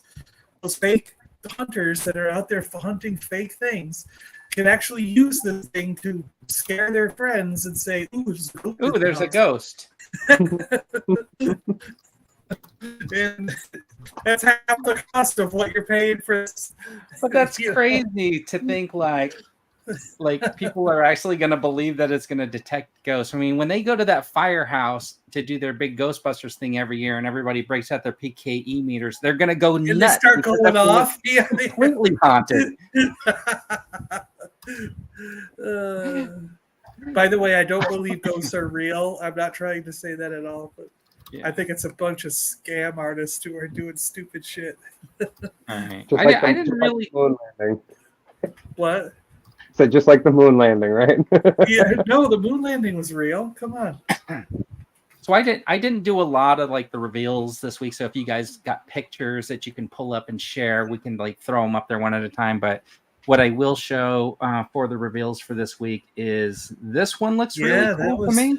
The packaging looks great. Yeah. Yeah, the I'm jacket. so- I know they had that that's- previous version, but this one looks awesome. Yeah. I'm The so only- happy these are on retro cards. Like, you got no idea. Like, all the Spider-Man Yeah. figures from now on, just put them on card backs. I like the fact that they're using that newer one too, like the one they just did with the last wave with Chasm and Elektra and stuff like that. Yes, yes. So like Yeah. they're using that for the other characters and then using this for like the classic characters. Fine by me. Keep all the Spider-Man characters on card back. Like, I'll buy them all as long as they're on card back. Yeah. The only thing I don't know about this is why is he on that like balancing exercise disc? Because that's his like his- thing. It's more like he uses like a pumpkin that turns into the flyer. So like it opens like a disc the way his glider Oh, so works. that's actually like a sled. That's not like one of those things you just balance on. No, No, it's actually a work out sled. your leg? Yeah, he can fly around Yeah. on it like the Green I thought Goblin. he was just exercising in the pictures. But he's got a weight belt on too. You know, It doesn't come with a stand. No, that's the only thing. But I'm keeping this in box, so it doesn't matter to me. Like these are fine. Yeah. This sombrero. It's The gonna only catch thing on fire if he tries to put was it on. was Scarlet Spider, but I see why now. Once we saw the other figures that were announced today, I was like, oh, that's where the extra money in the wave went. Because I love the Chasm, but I wish we would have got a Ben Reilly like unmasked head with Right. it. So when they showed off Scarlet Spider, I was like, oh man, please have the unmasked head, and it didn't. But you see why? Because Tombstone's got 2 expressions, and Hollow's Eve has 4 different Yeah, expressions. I don't have those, so I don't have So- those pictures because I was They just really went up. trying, Yeah. I was trying to put that the stuff about the Kickstarter together, so I kind of ignored. Yeah, and you weren't sure how how long it was going to go and everything else, if you were going to get to all this stuff. But This one right here is the other one that I'm thinking looks really cool. I like them in the jacket. it looks cool. I passed on this one though, but it does look cool. I didn't need this one. I was hoping me and Aaron in our group chat, we've been hoping for like the newer suit that he's wearing now, where it's like made by him and Norman Osborn. They work together on it, so it's got like cybernetics in it and stuff. It looks really, really cool. Look, he's saying the Pumpkin Ghost Rider, and I'm just imagining. Can you imagine if they did that Engine of Vengeance? Oh, you can grab the Ramen Racer one and then put him in the driver's seat. That would be super cool. Good idea, man. He's in I like that. it. Good He's in show. that Good show. storyline too. The Circle of Vengeance or whatever with Venom. He's like one of the main villains, and Robbie Reyes is part of that whole storyline. So like they do cross over and coincide with one another too. Right. And then the only other thing I thought was important to show today was, of course, the vamp. Yep. Yeah. Which, I ordered this. look at John's like, I'm the jamp. Are we all in on this? Because this might Oh, be I the first ordered it. time we all Yeah. are unanimous on something. Yeah, because I I already ordered it. I was yeah. like, click. Now, did any of you guys get the Mace Windu pack, or was it gone for you too when you tried to? No, I didn't bother. I wasn't haven't. concerned with that. No, I have a sorry. bunch of Mace Windows that I haven't even Yeah. opened yet. I've already got Mace Windu, so I was okay with letting that I'm go. like, what do I don't. I need do that. like it though. I think it looks great. I like the purple clone Yeah. trooper. So Yeah. I have that mace pretty much made. Like I already put the gauntlets from the Tarkovsky one on the regular one, and then put the hands on. So like he looks the same. He just doesn't have the logo painted on him. Yeah. But I was kind of like, I'm torn. I like the fact that they listen to the feedback from the fans, but at the same time, now you have other 187s that don't match. You know what I'm Okay. saying? Like Yeah. you have the brown and then the purple. It's Hold on, Gap. This is available on Hasbro Pulse. It's an exclusive to Hasbro Pulse. and it's still up there too, as far as I know. It didn't sell out. Everything, a lot of other stuff. No, it's did, like- still up there. Yeah, I just checked. Okay. It's still up Okay. there. I don't know Yeah. what Connor's talking about. Black and Connor, yellow. you know what though? Connor, I'm gonna paint mine the right color. Yes. What Good color? man, there. So what color was I it don't know supposed what to he's be? talking with this black and yellow junk. It should be Black. black Oh, and yellow. black. That's the proper color. That's It's gonna why. be a That's mega why. force farce. ramp. Action force. Action That's farce. Yeah, that's why. Yeah.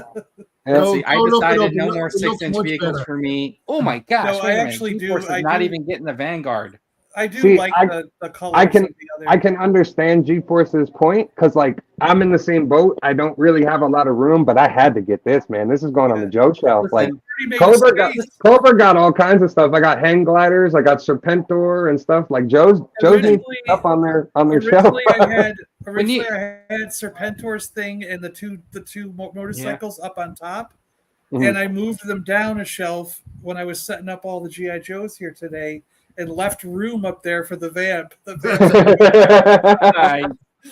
I already Listen, planned it into the mix. Getting ready for it. I like it. Look, John. I Get totally, into it. I totally understand the vehicles because, like, I have a tote in the garage that has like a land speeder, has Okay. race speeder. It has like, what else do I have in there?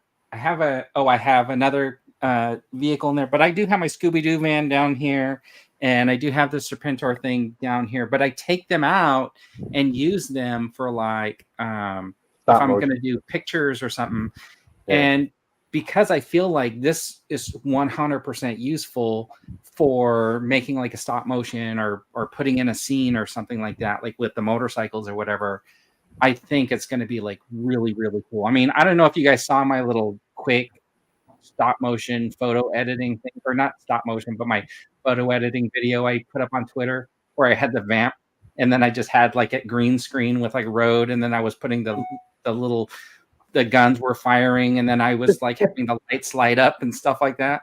Yeah, I didn't see that.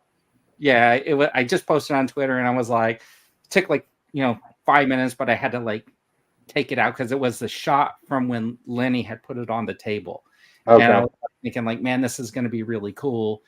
The only thing that I think would make this super cool is if those lights were like LEDs somehow, or if there was a way to like get those lit, because it doesn't seem like it would be that. Then we're talking another $100. Then it's a $200 vehicle. Yeah. These are cheap, right? Like, but it seems like it could have been a really cool touch. Like, I'm sure it's something you could do though. I'm sure, like, if you could get small enough ones, you could probably drop them in yourself and wire them back and set it up. But there was two things out of the Joe presentation that really stuck out to me. One was the fact that even in regards to like the helmet that he comes with, right?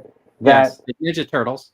they made the point to say that at least 97% of their stuff they want to make across the line. So like, hey, you can use that helmet on any character that you have, or you can use this accessory or this backpack, or stuff will fit with this, and these ports will plug into that. Like, why aren't the other brands thinking like that too? Like Star Wars and Marvel, like, hey, if we're gonna make something, let's make it useful for everything. Because even with this, he was talking about the hitch. He was talking about the possibility of adding more stuff to attach to it. Like, that's gonna be awesome, dude. Well, I was already thinking that because when I set up these Joes today, I have this bag full of extra parts. Like there's helmets, there's extra guns, backpacks, little things I didn't end up using.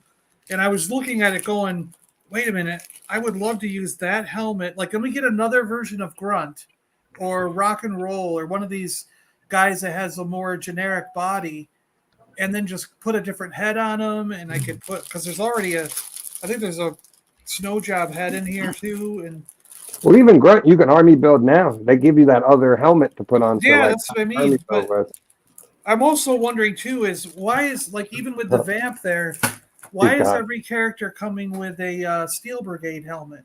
Because that's I think what they're trying to like show is like the Joe helmet across the board. You know what I mean? Like, that's why I think they're giving you like the classic like regular military helmet, and then each one of those. Did you get those, Connor? Like the Steel Brigade? I just opened like 4 or 5 figures today, and they all had, like, I've got like probably 4 or 5 Steel Brigade heads in here, and I'm like, because every figure, Grunt came with one, I think Roadblock came with one. It was like, I'm like, everybody came with a Tripwire did too. So I'm like, everybody came with a Steel Brigade helmet. What head? Like, alternate head, and I'm going, why?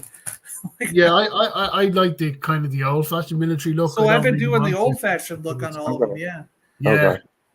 Yeah, I think it's a cool approach though. Like, all right, if this, remember like when they started the line, they were doing like the modern look on all of them, and a lot of us didn't really care for it. So like that's a way to kind of give us both. It's like, hey, we're giving you like the modern military helmet along with like the old school one, and then it's your choice of like. As long as do the you wanna package display them options are all? giving us options with it, I'm okay with it. That's Oh fine. yeah, no, me Yeah, too. yeah. So, Yeah. but that's what I'm saying. It made me think of like, wow, a couple of these I might get. Like if I could pick up another grunt, I might pick up another grunt and then put And just army build grunt. put the different helmet. accessories on them from one of these Yeah, other guys, absolutely. you know. Yeah. That's what I was Sure, saying yeah. originally. Like when they showed that off, and then they showed off that Steel Brigade 2-pack, I was like, oh man, that's their idea. It's like they want you to buy. Because at first I was like, oh, I'm gonna hold off on Grunt. He'll probably be one I can find pretty cheap. You know what I mean? And then I noticed that, and I was like, oh, that's why I can't find Grunt anywhere. All right. So Waze was asking a question. My thing stalled, so I had to drop out and come back in. I And was it was trying weird. to share my screen, and somehow it like stalled up again. So every time I try to The way- share something from the other browser, it locks up. So I'm not going to be doing that anymore. But Okay. you had said like, why don't the other lines like do what the Joe team does, where they like listen to their fans? And I'm gonna like caveat it by saying like, I think it's because it's a pretty new line, right? Like it was only a few years ago that 00 Snake Eyes came out. Yeah. So it's pretty new, and that first wave that came out got a lot of flack, and I think they just kind of realized, okay, we got to change it up because the people who are going to be getting this are like the fans, the previous fans. So I think since they listened in the beginning, they realized, oh, we're getting this constructive criticism. They didn't take it the wrong way. And I think with like Star Wars, especially, like even though like the criticism I think is meant to be constructive, you have a lot of people who are like Star Wars fans that basically just get a little bit extreme with the criticism, and they just want to, to Patrick or whatever they want to say, you know what I mean? Like at least try to make it fun and try to make it a little bit constructive, other than just like the nail-bitch, because I think at this point they're tired of like hearing it, so they're just not even listening. They're not listening at all. Yeah. No, it's not. Long-term Black Series collectors like me are as tired of mediocre products coming out with less articulation, less accessories, and it's any criticism I have is I want to keep collecting the line. I want to get value for my book if I'm putting it into a figure, and I love Black Series. That's my core. That's collection, or that's what really drove me back into collecting. So it's if I complain, it's frustration. It's not meant to be harsh criticism. I'm with you. Yeah, because I'm the same way, Connor. I'm the same way. I'm just, for me, it's like we talked about it last week. If me at home can take this figure and break it apart and make a new figure, and they can't figure that out, that's something wrong. You know what I mean? They can figure it out because when they redid that Boba Fett, they did it with the sole intent of creating a bunch of different versions of the same Mandalorian. Mm-hmm. Right? Like when they did the sleeve over the body and stuff like that. They created that so that they could like maximize what they could make out of one body mold. Mm-hmm. And they've been doing it across the board with some of the newer releases too, where it's the same thing. It's that rubber sleeve over a base body. I'm fine with that. No problems. But use it. Don't go backwards. Like you'll see I just did a review for the new wave that came out and pre-Vizsla, and why he's on that old Jango Fett body is beyond me. It's like, dude, you have a brand new Mandalorian body to use. Why didn't you use that? You know what I mean? It's like, why go backwards in technology and use something that people don't like and falls over and doesn't stand and can't be posed? It's like, I built my channel on shorts.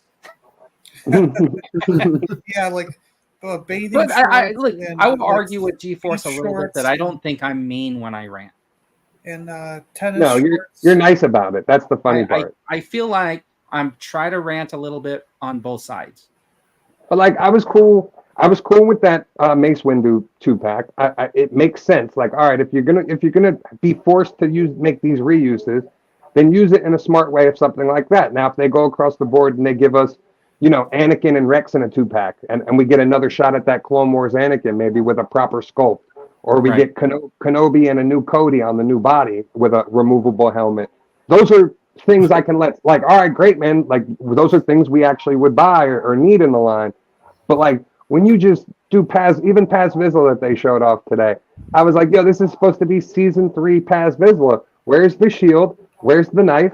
And there's nothing to signify it. It's just like, come on, like, you could have easily done that gun in translucent with red, like it was heated up. You know what I mean? The barrel was heated up in his backpack, and popped in the shield and the knife, and like called it a day. And like, here's something. At least you would have done something to try to upgrade that figure, not just give us the same figure that's already been released. Like, going back to the Clone Commander, or the Clone Wars Anakin they released, I think they really missed the beat there on the. I know they tried to give kind of a human head to it because the Kenobi one looked fantastic, but Kenobi's great, yeah. Even if they'd included an extra head, because they're only putting a lightsaber as an accessory, but an extra head that was the animated version of Anakin, you would have directed the one figure straight at 2 different audiences. And like, I think they really missed the beat. Then they can't re-release the exact same figure with the animated head and get full price for it. But then that's a re-release we'd want as opposed to no, I'm with you, Connor, because that's one. It's in the pipeline. It's a pipeline. Yeah. Well, I like what Jonathan said earlier. He goes, Hasbro with Star Wars, they can't even keep the peg hole in the feet the same size, let alone do anything else.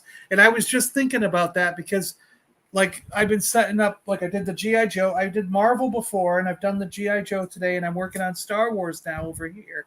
And every character I had to put on a stand, the peg holes on G.I. Joe were exactly the same. Yeah. They all fit that classic Kenner Star Wars stand. Every Marvel Legends figure that needed a stand fit on a classic Kenner Star Wars stand. The Star Wars Black Series figures, half of them are on a modern small peg. Half of them will fit a Kenner original Star Wars. Half, like another group of them will fit the DC McFarlane figures. I was just about to say, use the McFarlane ones because that's what I had to do with a couple of the ones.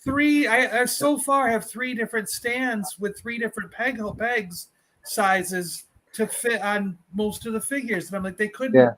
They didn't stick with one peg hole. The funny part though, G-Force is like, she's a really good figure. It's like all that they had to do was throw in the map ball or throw in the spear. Something, right? One thing. It's like, and you already had the spear made from the 3-pack, so like the mold's there, you could have packed it in there. It's fine. Like, but she is a good figure though. Don't get me wrong. Like she is. The spear was the ability to make made way back. I got a question for Waze. Star-Lord.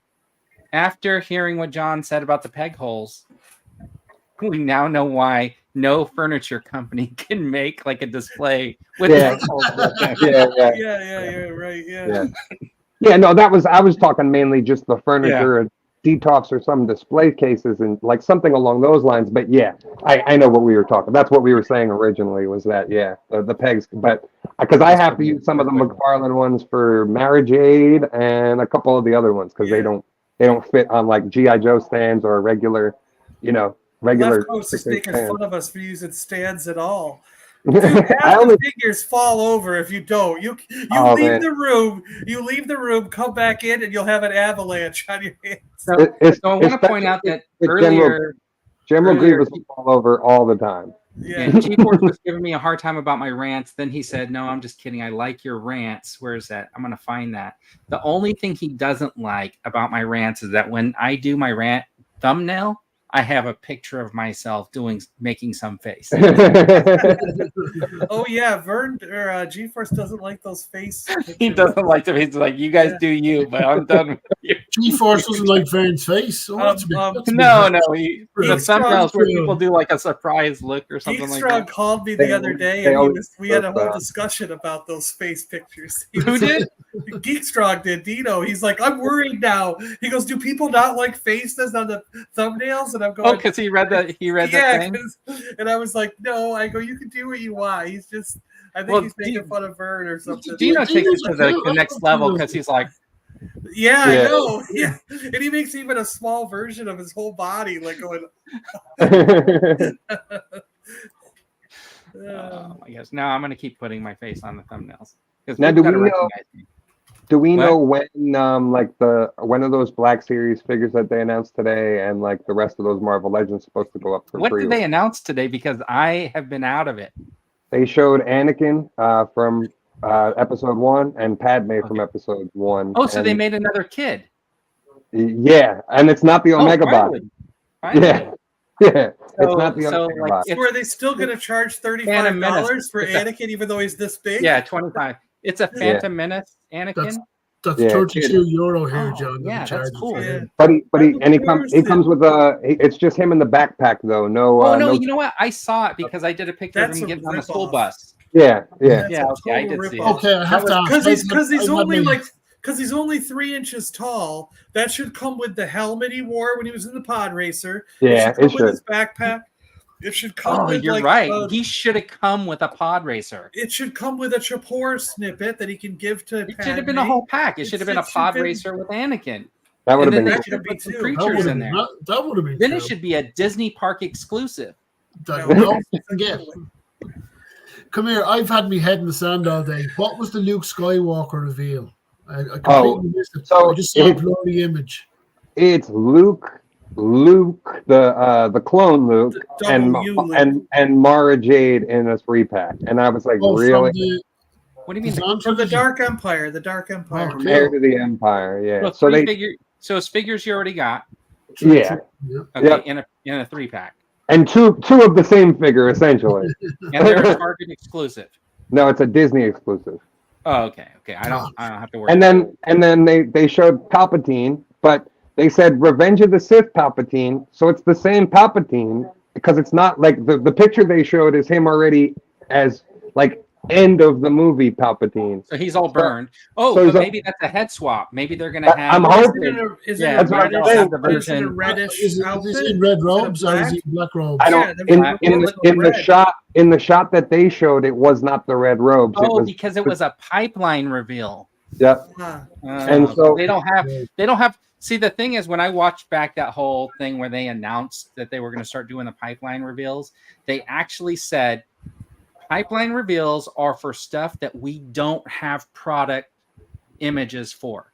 Yeah. So until they just finally revealed those pictures of Darth Vader, they have no product pictures of Darth Vader. That's why he was a pipeline. So they product revealed the Emperor because we have no product photos of the See, Emperor. that was my concern because, like, yes, we've wanted Revenge of the Sith Palpatine, but we want Sheev Palpatine. We don't want Yeah. we don't want like the the same blue one we robe already senator- have. the Prime blue example robe that they're going to senator guy. two that- heads. Yeah. If they give it the 2 heads, fine, no problem. I'm totally cool with that. Like, that's awesome because that's what I want. I want Sheev. Is it good that they announced the pipelines without any images of the figures, and they take that time to listen to the collector community and listen to our feedback and put that into the end product? Yeah, it would be smart, but they don't. They won't. And then the other pipe. the other pipeline was a phase 1 clone, a phase 2 clone trooper, and a battle droid. And so, like, I'm guessing that's part of the. What were the clone- other Like What were the together other in one Marvel pack? reveals? Like together in one pack? today?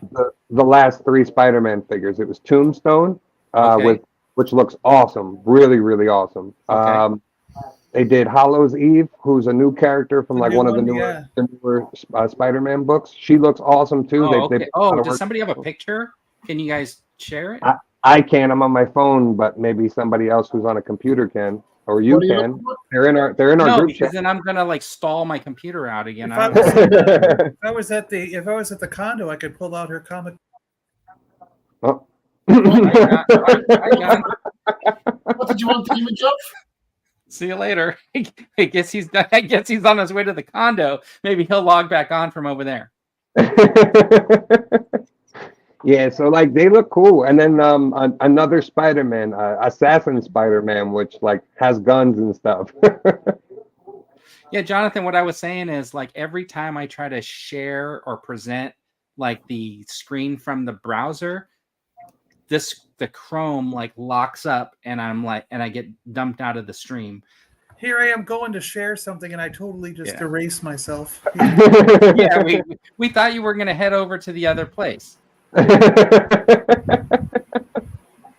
Oh, here right. you go. Here you go. I'll bring up her picture. Yeah, there we go. Okay, let me get my glasses so I can see those. Well, it doesn't let me zoom. Oh, I see it. It's oh my gosh, is that up for pre-order yet? No, Are either of those Halloween things going to come out before Tuesday? no. No. That's good timing. I got to tell you. They're next year. They come out next year. Yeah, that's some fantastic timing on those. Yeah, Hallows Eve though, she's a new character that they've been trying to get over, like in the comics lately. Like she's been in a lot of storylines lately, and Okay, I like them. I like them. they included cause so like her whole thing. If you're not familiar with the character, she puts on different masks and gets different powers based off the mask she's wearing. So like they included like 4 different faces along with it. Which is pretty awesome. I'm just watching stuff go, and I was like, oh, let's see your messages. Because I see your messages. I saw what you really said about me. So there's what she looks like, and she's putting on like a devil mask, and it'll turn her into a devil-looking creature. But yeah, any mask that she puts on, she puts a werewolf mask on, she turns into a werewolf. You know. Oh, that's cool. So is she gonna have different masks so we can see? Yeah. I don't know if the toy will come with different masks. She's got 3 different ones packed with her. Yeah. Okay. Cool. That's what I'm saying. That's why when I saw that, I realized, that's why Ben Riley didn't get an unmasked head, because Tombstone comes with an alternate head, and then she comes with the alternate masks or heads. I'm not sure how they did them. All right. Then yes, Star Wars was Padme and Anakin, and then they pipelined. Oh wait, is it the same Padme in the white, or did they do? Is it? Oh, it's the one in the red. Is that who that was? Okay, yeah. I saw a picture of it. It was small. With the Tyra Banks hairline, her hair's starts all the way back up here. Yeah, I think what happened was I had a little bit of time, and I was like on my phone. I was like, oh wait, look at that Anakin. Oh, he looks like he's totally going to school. Let me do a picture really quick, and I got all tied up doing a picture of him going to school. They haven't done enough prequel figures of just like regular characters. Like there is, I think, just that one. There's Padme from Attack of the Clones, and that's it, right? Right. So for the first movie, there's literally only like 3 figures. But Jar Jar Binks came out a few times. Well, that's what I mean. There's Jar Jar, there's Maul, there's Kenobi, and there's Qui-Gon. That's it. That's all there is from Episode 1. That looks pretty good. Yeah, just the hairline's like really far back, but the head, the whole head looks off. Yeah, the red is a little bit off too. It's supposed to be more maroon, like, but it looks like just be the lighting. But the head looks too round to me. Yeah. The eyebrows, it's an awful frown. It looks. That's the way she looked when Anakin came home after being golfing with the guys all weekend.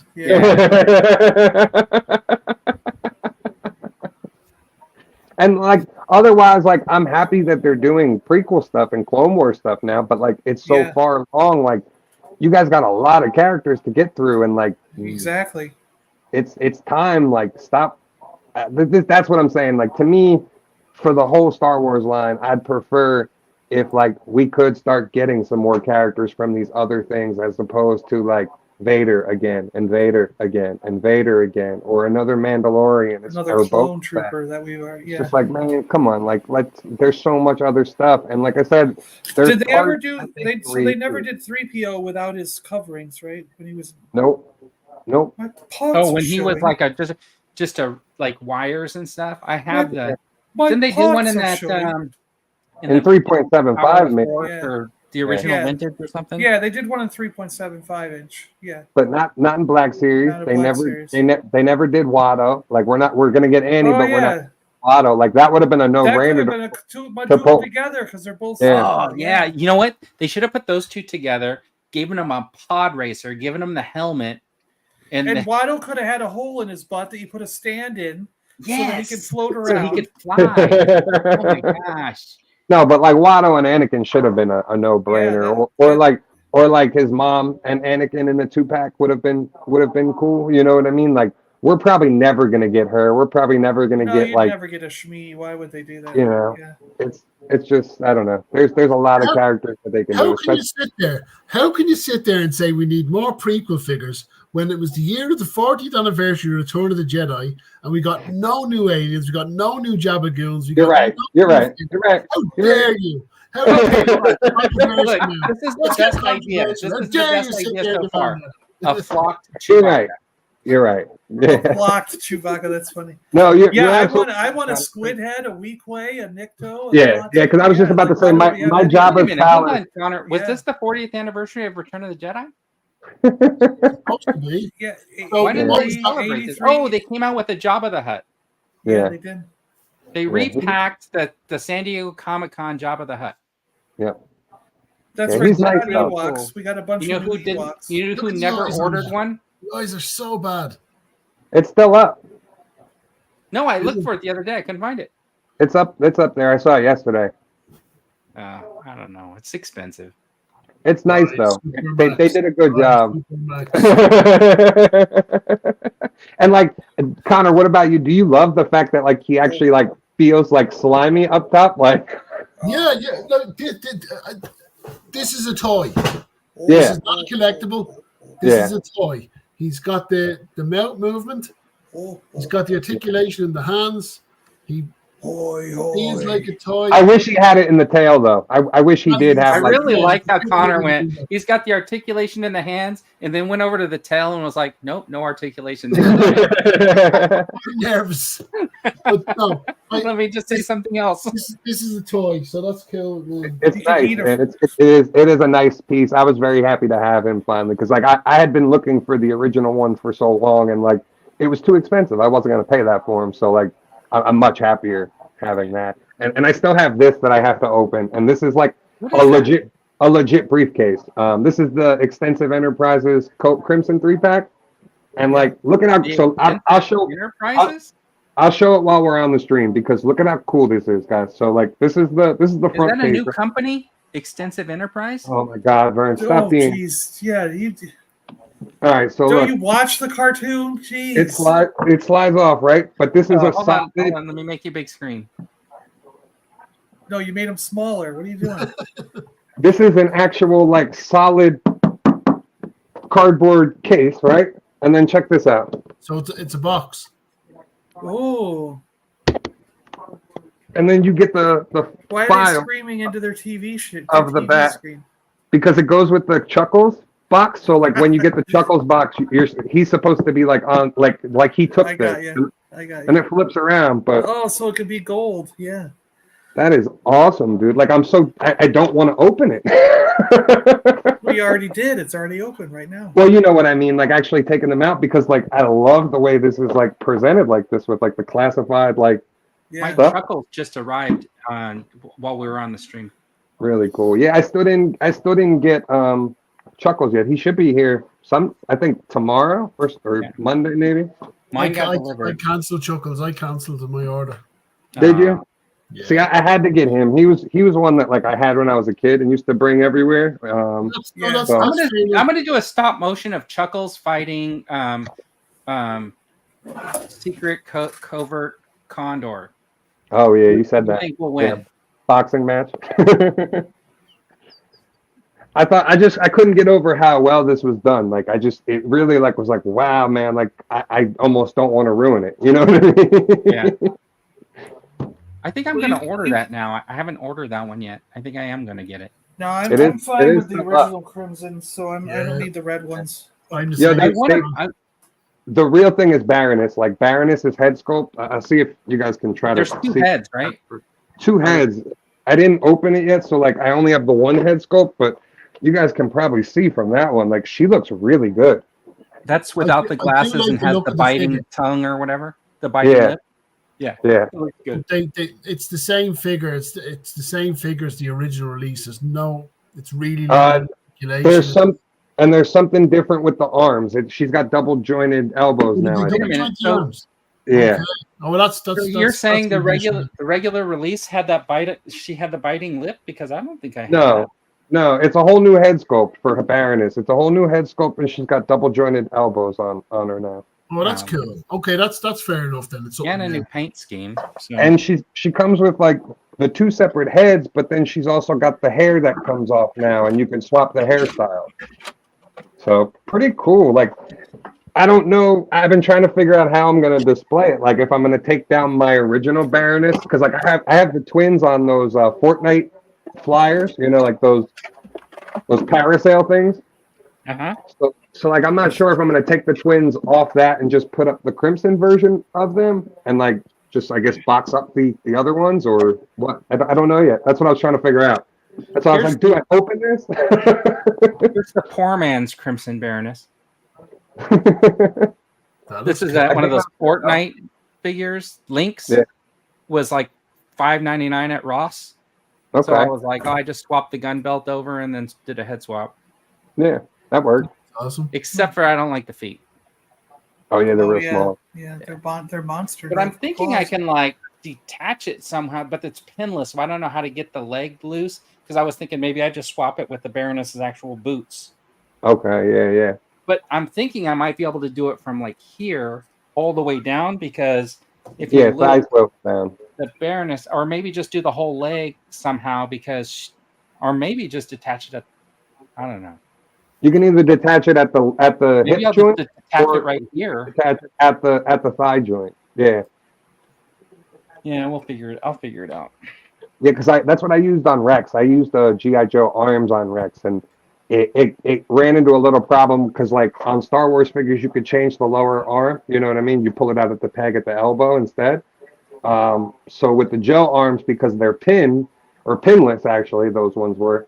I couldn't like swap out the clone gauntlets for the lower arm. I had to actually like find something to use as clone gauntlets and put over the top. Okay. I've done. John's like Jesus, you guys are detailing everything. I made gauntlets out of like epoxy sculpt. Like you can just get it really smooth and then put them on, and then once it's mostly dry, and you can like carve in some like. You know what I ended up using Axe Wolves. I took his lower arms off because his gauntlets detached from like his elbow joint. And then I just took a drill and just drilled in and made the hole bigger so it could actually fit over the forearm of Rex. I did do one custom though. I gave Crocmaster some Eggo waffles.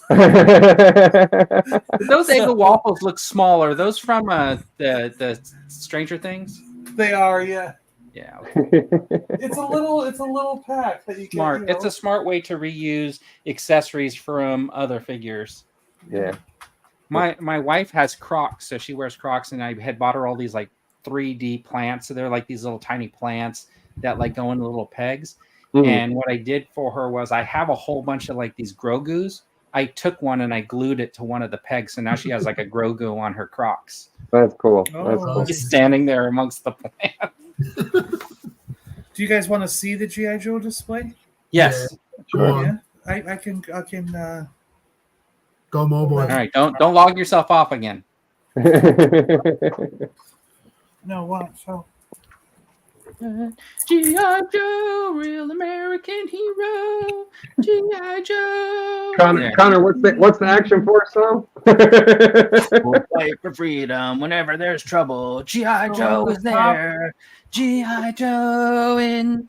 Let me turn on the anti-shaking stabilization. So I did a lot of the. Oh, I like it, John. The vehicles and stuff up here, and then, the special sets like the Steel Brigade and the Trouble Bubble. But I put another guy in the Trouble Bubble. Yeah. Yeah, and he's standing there. Okay. And you got that, and then, so this is like the classic Joe shelf in a sense. Okay. Okay. The proper shelf. Yeah, that looks good. Nice. Oh, I finally got the Cobra eel. Oh, did you? Did you? I can't wait for those the retro Scarlet and Duke. Like, man, I'm just dying. I was looking at them like literally yesterday, and I was like, man, I can't wait to replace you. Like, you're getting right the fuck out of my display with Duke and Scarlet. I went with the deluxe figures here because there's so many accessories. They don't really fit in well with these guys. Yeah, those deluxe figures go against what they said yesterday on the stream too, when they were showing the Vamp or that Vamp stream, because they were saying, oh, like all the G.I. Joe figures, they're designed to carry it all. But there's figures that cannot carry all of their accessories. Yeah. The snake, the snow serpent can't carry his snowboard at all. Exactly. Exactly. Yeah. Yeah. See, there's a couple of those. I had No, the. G-Force, why did you put the Falcon in the back? But I He's a need- back. I He's a need backer. more I think, Cobra in everybody's. bats. I need to Everybody. get bats for I don't cheap. have them. Oh no, I do have them. I got them for like $6. Yeah, I got him. I got him in the far back. Because down here I've got my troopers, so I've got all those vipers there. That's And cool. then That's Sergeant- awesome, John. Oh, I like and that. Look at all the Cobra 3D troopers. thing. I've got like so many Cobra troopers. And then And you got the Crimson custom Guard. sled. That's awesome. I don't So have I Tomax. totally troop build these things, you know, and there's 4 Ninja Clan with Snake Eye or Where's Storm Shadow. Snow Serpent, or where's Snow winter version of whatever the ninja guy? Snake Eyes? You talking about? Oh, you mean the Storm Shadow? Yes, there you go. Oh, No, well, that he's not my Storm Shadow. My Storm Shadow's the ninja one. Yeah, I My mean, Storm- I had but that. I have I him have- in a box somewhere. That looks great, John. You've done a great job filling that out. Really, really cool. So I do have. own the snow version, but he's in a It- box somewhere, so I don't display him because he's not. I had to start limiting. Like, I really can't go crazy with like troops.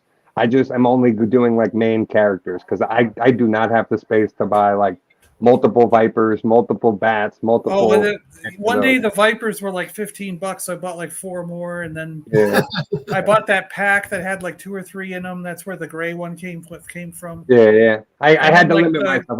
I had to set rules with Joe's because The I had two Crimson shells. Guard and- were the and same way. They One picked day, them up.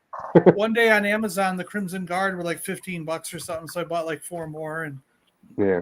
So I And did I'm waiting find for the bat. I'm waiting for the bats to go. I just looked a little while ago, and it's still $24.99 on Amazon. I want to I'm find waiting- that Crimson pack at Ross or whatever, the Vipers. I've been looking. I found some archive figures. I found a retro. Joe was Stalker, and then Okay. I think, and then that Marvel Legends, the Loki, the one on the card, the Loki Oh, world. okay. Nice. You know how we were talking about the 60th anniversary of Joe, and we were Mhm. talking about like which ones. I'm hoping that this is the adventure team, but I'm hoping they do some of these types, and I want them to look like this. I want the hair to look like that, where it's like the perfect haircut. Yeah, They don't need to be flocked, but in a 6-inch scale, it's like that. Yeah, But yeah. they should make that's a stuff cool like this. figure. I like that figure. I mean, come on. How hard is it to do a push button? Yeah, You know what? They If don't- Sonny they was don't- still here, he would tell me there's no way this could fly because there's not another blade to counter that. yep, that's right. Doing I used to have flocked hair, but Connor, the Connor, kids- what you contemplating buying, Connor? people rubbed it so much that the flocking came off up here. I'm actually contemplating canceling some of my pre-orders for Joe's. Yeah. No, Jonathan, There's a what I'm few saying on is I order, hope that they take those 12-inch styles and make them in that 6-inch for the 60th Yeah. So, anniversary. so That's what I meant. Connor's going the other way. He's thinking of canceling. I've had Yeah, to, like- man. With all the other stuff that comes, He's there's going to a lot cancel of stuff today so he can order Cyberzoic. Oh, I got you. He's like, I do want that what can I saber get tooth rid of? tiger. Yep. But Yeah, like that would be characters cool. like Jody, Shooter, Craig. Oh, so I I don't know. I have Helix on pre-order from Amazon, but I saw it went up for Big Bad. I want her. ordered it and it already shipped, so that should be coming. Right. Helix? She's I a actually cool have figure. I actually have a bunch of. I think it's the Ghost Crew Kenner style shipping from Big Bad. Let me make sure here. Oh yeah, Jonathan. I saw that they did that. What I'm saying is, I hope that they do some of the Adventure series line. These guys that are like have the little tag. That's what I was trying to say. And I want them to look like this. I'm hoping they stylize like the head. Yeah, so- you want that. You want that more vintage look. I like Yeah, what at least one. I like the diver looks awesome because you can army build those divers with Yeah. torpedo and Oh, they look fantastic. But I I think it would be really cool to get a stylized one that looks kind of like a vintage Joe. You know what I mean? Even if they Yeah, did. ship it now. So I'm gonna. Oh, nice. You just did like regular like air adventure or whatever. You know, like one of these guys with the mustache and beard. Yeah, yeah. I'm waiting till they add more to my pile of loot before I get them shipped, but they're already they're already there. Yeah, that's what happened with GameStop. I got like 2 waves of Black Series like back to back. So I just did the review for them. I have to put it these out. guys are in now too. The Yeah. Kenner style versions of those guys are in. Yeah. Yeah. Oh, so so Jonathan's saying you guys knew those. So that the guys with the A and the T were called Action Man? Yeah. Or did they did they have the AT logo on them? No. So Palatoy in the UK developed Action Man around the same time you guys got G.I. Joe. So Okay. I don't know whether it was definitely Palatoy that invented the moving eyes, but I don't know whether they started the flocking first or it was G.I. Joe. Someone could correct me on that, but I think and the hands, you know, the real grip hands. Kung Fu Grip. That was all designed by Palatoy in the UK. So Yeah. So which makes Action Force a far superior line to G.I. Joe. Therefore, the VAM should be black and yellow. But these guys in the States were called the Adventure Team, and it was like there was a guy who went out hunting for like the mummy. Yeah. And then there was a guy who that was shortly after G.I. Joe because the people they got military anymore. Yeah, they got feedback saying nobody wanted military anymore, so they made him like Adventure Joe. And I've got some records, some book and record things of Adventure Joe going on. Really, that's cool, man. Like he goes through the jungle and has to fight a Black Panther, and it's like Okay. Yeah. Eagle Eye had the moving eyes, right? Yeah, and it goes flip the page now. Boop. Bing. Yeah. Every time you hear this song, you got to flip the page. Boop. I still have my helicopter from the yellow one up there. The yellow one, yeah. That's cool. We had a big old blue one with yellow, and for the longest time, I had no idea what line it came from. I can clearly remember it. It fit like 2 12-inch figures in it in the front, and I used to just throw all my 3 3/4 in there. It was like a giant pile up of figures, and I would fly it around and land, and they'd all get out and have a battle. And I recently found out that it was a Batman helicopter from like the Mego 8-inch line. So really? Like, it's not really a 12-inch. It's a but it's before Mego. It wasn't actually it wasn't actually made by Mego. It's made by I looked it up and I can't remember right now. Oh, I think Dino would be able to tell you because I think he has some of that brand. It's a HH something or something like that. Or yeah, I don't know, but I've been wanting to get one just because I'm like, oh my god, that's when I finally came across it. I was like, oh my god, that's the one we had as a kid, and I was like, I couldn't remember who had that blue helicopter. What ones you thinking about canceling, Connor? Shockwave is one of them. He's a cool figure. I just don't have an attachment to him. And that one, Jody Shooter. Okay, yeah. And the Mole Rat as well. I passed on. I passed on 3 of them. I think the Mole Rat's just too cool because of the theming of it, and I'll probably keep the Jody Shooter just because I like all the Lady Joes. But the Lady Joes have been fantastic figures lately. Yeah. That's why that Zodiac. I'm so excited to get her.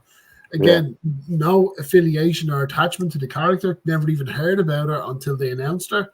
But I just thought it was a great looking figure. So I'm definitely keeping her in the bag. But I'm thinking of just scaling it back a lot this year because there's a lot coming down the line.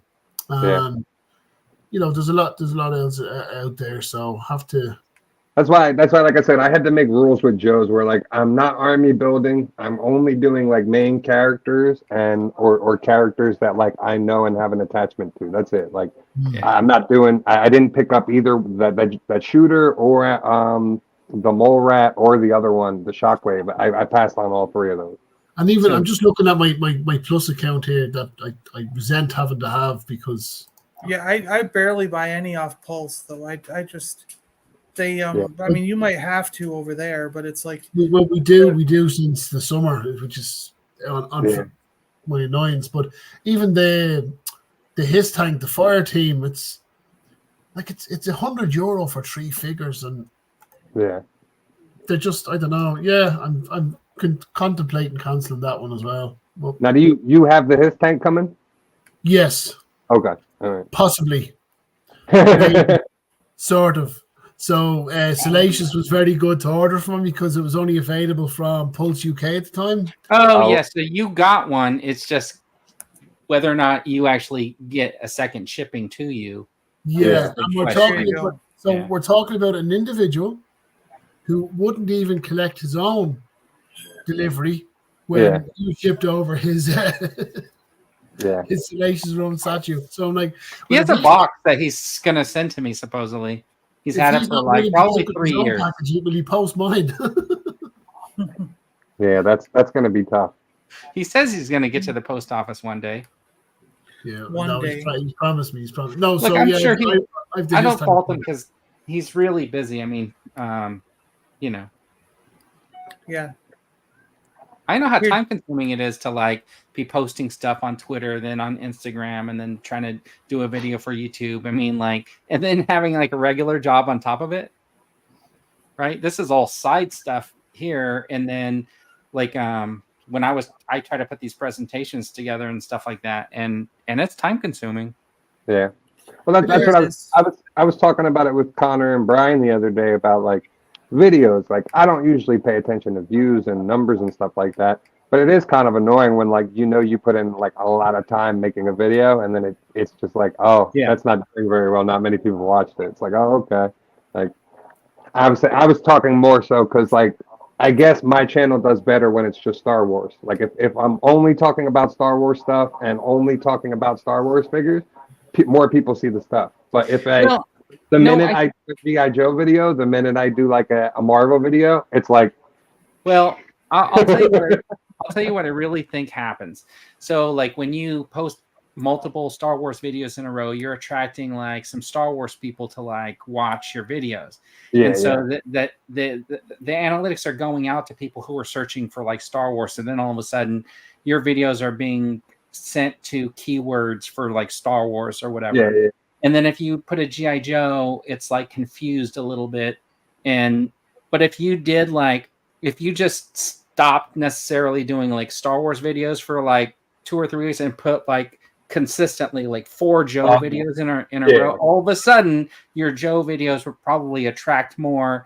And then the next time you put up a Star Wars video, YouTube would go, "What the heck are you doing?" Unless you do one random video on Conan in the middle of it all. Yeah. That gets like 50,000 views in like 3 days. That doesn't make any sense. Because I always wonder how my theory shorts, the stupid shorts I'm doing about like Loki and stuff, or Ahsoka, where I'm comparing it to like Back to the Future or whatever, how that's just throwing everything off at this point, right? Like I know people are looking for spoilers, but like my spoilers probably not what they're looking for.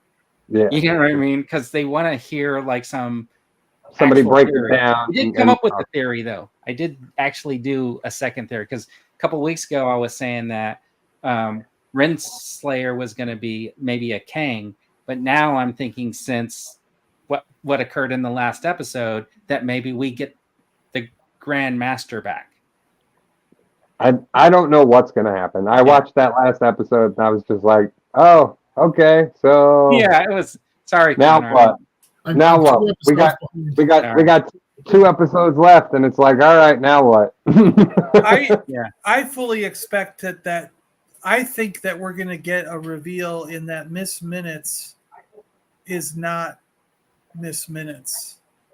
I think Miss Minutes is going to turn out to be someone we know who's an AI or robotic type thing in the Marvel universe. Oh my gosh, you're right, John. You know what? Once they destroy the armor Ultron went into Miss Minutes. or something like that. Or Miss Minutes absorbed Ultron, and he's realizing now it's going to be the only way that he could yeah. like destroy them. Or it's going to be like some kind of like crazy You version nailed of it, man. Miss Jocasta Minutes or is something. Ultron. I don't know. It's just The nav computer from the Millennium I- Falcon. And they're gonna call, you know what? They're not gonna call it the Age of Ultron. They're gonna call it the Time of Ultron. yeah, there you go.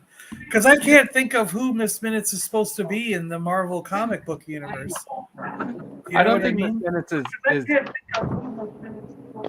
what? I don't think Miss Minutes is gonna be anything. Should we be listening to this? Because I don't know what he's doing. I don't think he Did he go to the- muted. Did he go to the bathroom? No, I'm right here. I had to get a charger to see if this is going to work. No, but I think like so I did a short. I'm not gonna say it again because Connor didn't see it, but that's what I think is gonna end up happening because in the comics, Ravonna Renslayer not only becomes a Kang, but she also becomes the Terminatrix after she's revived by the Grandmaster, right? So I can see some play out of that story, which means Jeff Goldblum's coming back, people. There you go. There you go. I know who was going to be the ultimate villain. I knew Jeff Goldblum. Somebody was pitching him to take over for Balin, to like Jeff Goldblum to take over. Balin. No, And I was like, I could I could see it. I could see Jeff Goldblum coming back as the Grandmaster and then pitting the Avengers against like maybe the other characters, the other villains, and that's how they create the Secret War or whatever, where it's like a game to him. Where he's So you keep keep going back to the old Secret Wars. They're So not he's doing like the Beyonder, is what you're saying. Yeah. Yeah. Well, no, because it's the Grandmaster always playing chess, like kind of playing people off of each other, right? That was the whole idea of the Grandmaster. So if it's true, his that battle he world comes back, right? then battle he world. hits everybody against each other. But they would call that battle world nowadays, wouldn't they? Yeah. Yeah, and the new Secret Wars though is totally different. So that's what I'm saying. Like I don't think they're doing the old one. I think It could be a They're mashup doing the Nick or Fury something like Secret Wars, not the that. that's the original Beyonder one. I'm not even going to go see this new movie after this last trailer. What, No, the me Marvel movie? I got no interest in it. I want to, and then I saw the trailer, and I always just wait now until they come out on know. Disney Plus 3 days after they come out in the theater. So Not 3 days, John. Come on. But anyways. Although, where's the Barbie movie? I keep waiting for that to come up free. You have to pay for it still. I don't want to pay for it. I don't either.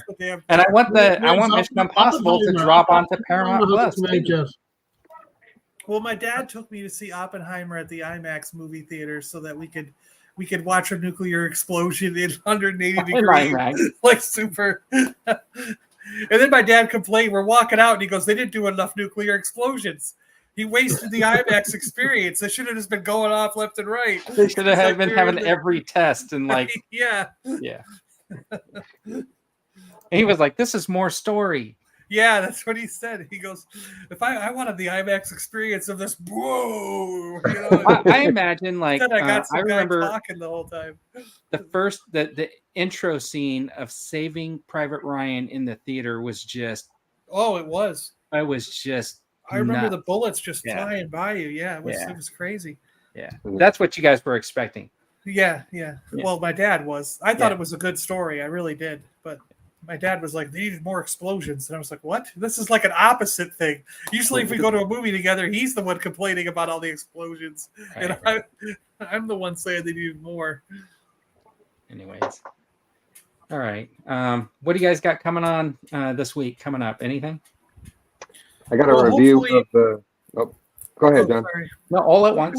Sometime tomorrow, hopefully I can fit in a live segment when I'm setting up the rest of the Star Wars Black Series display.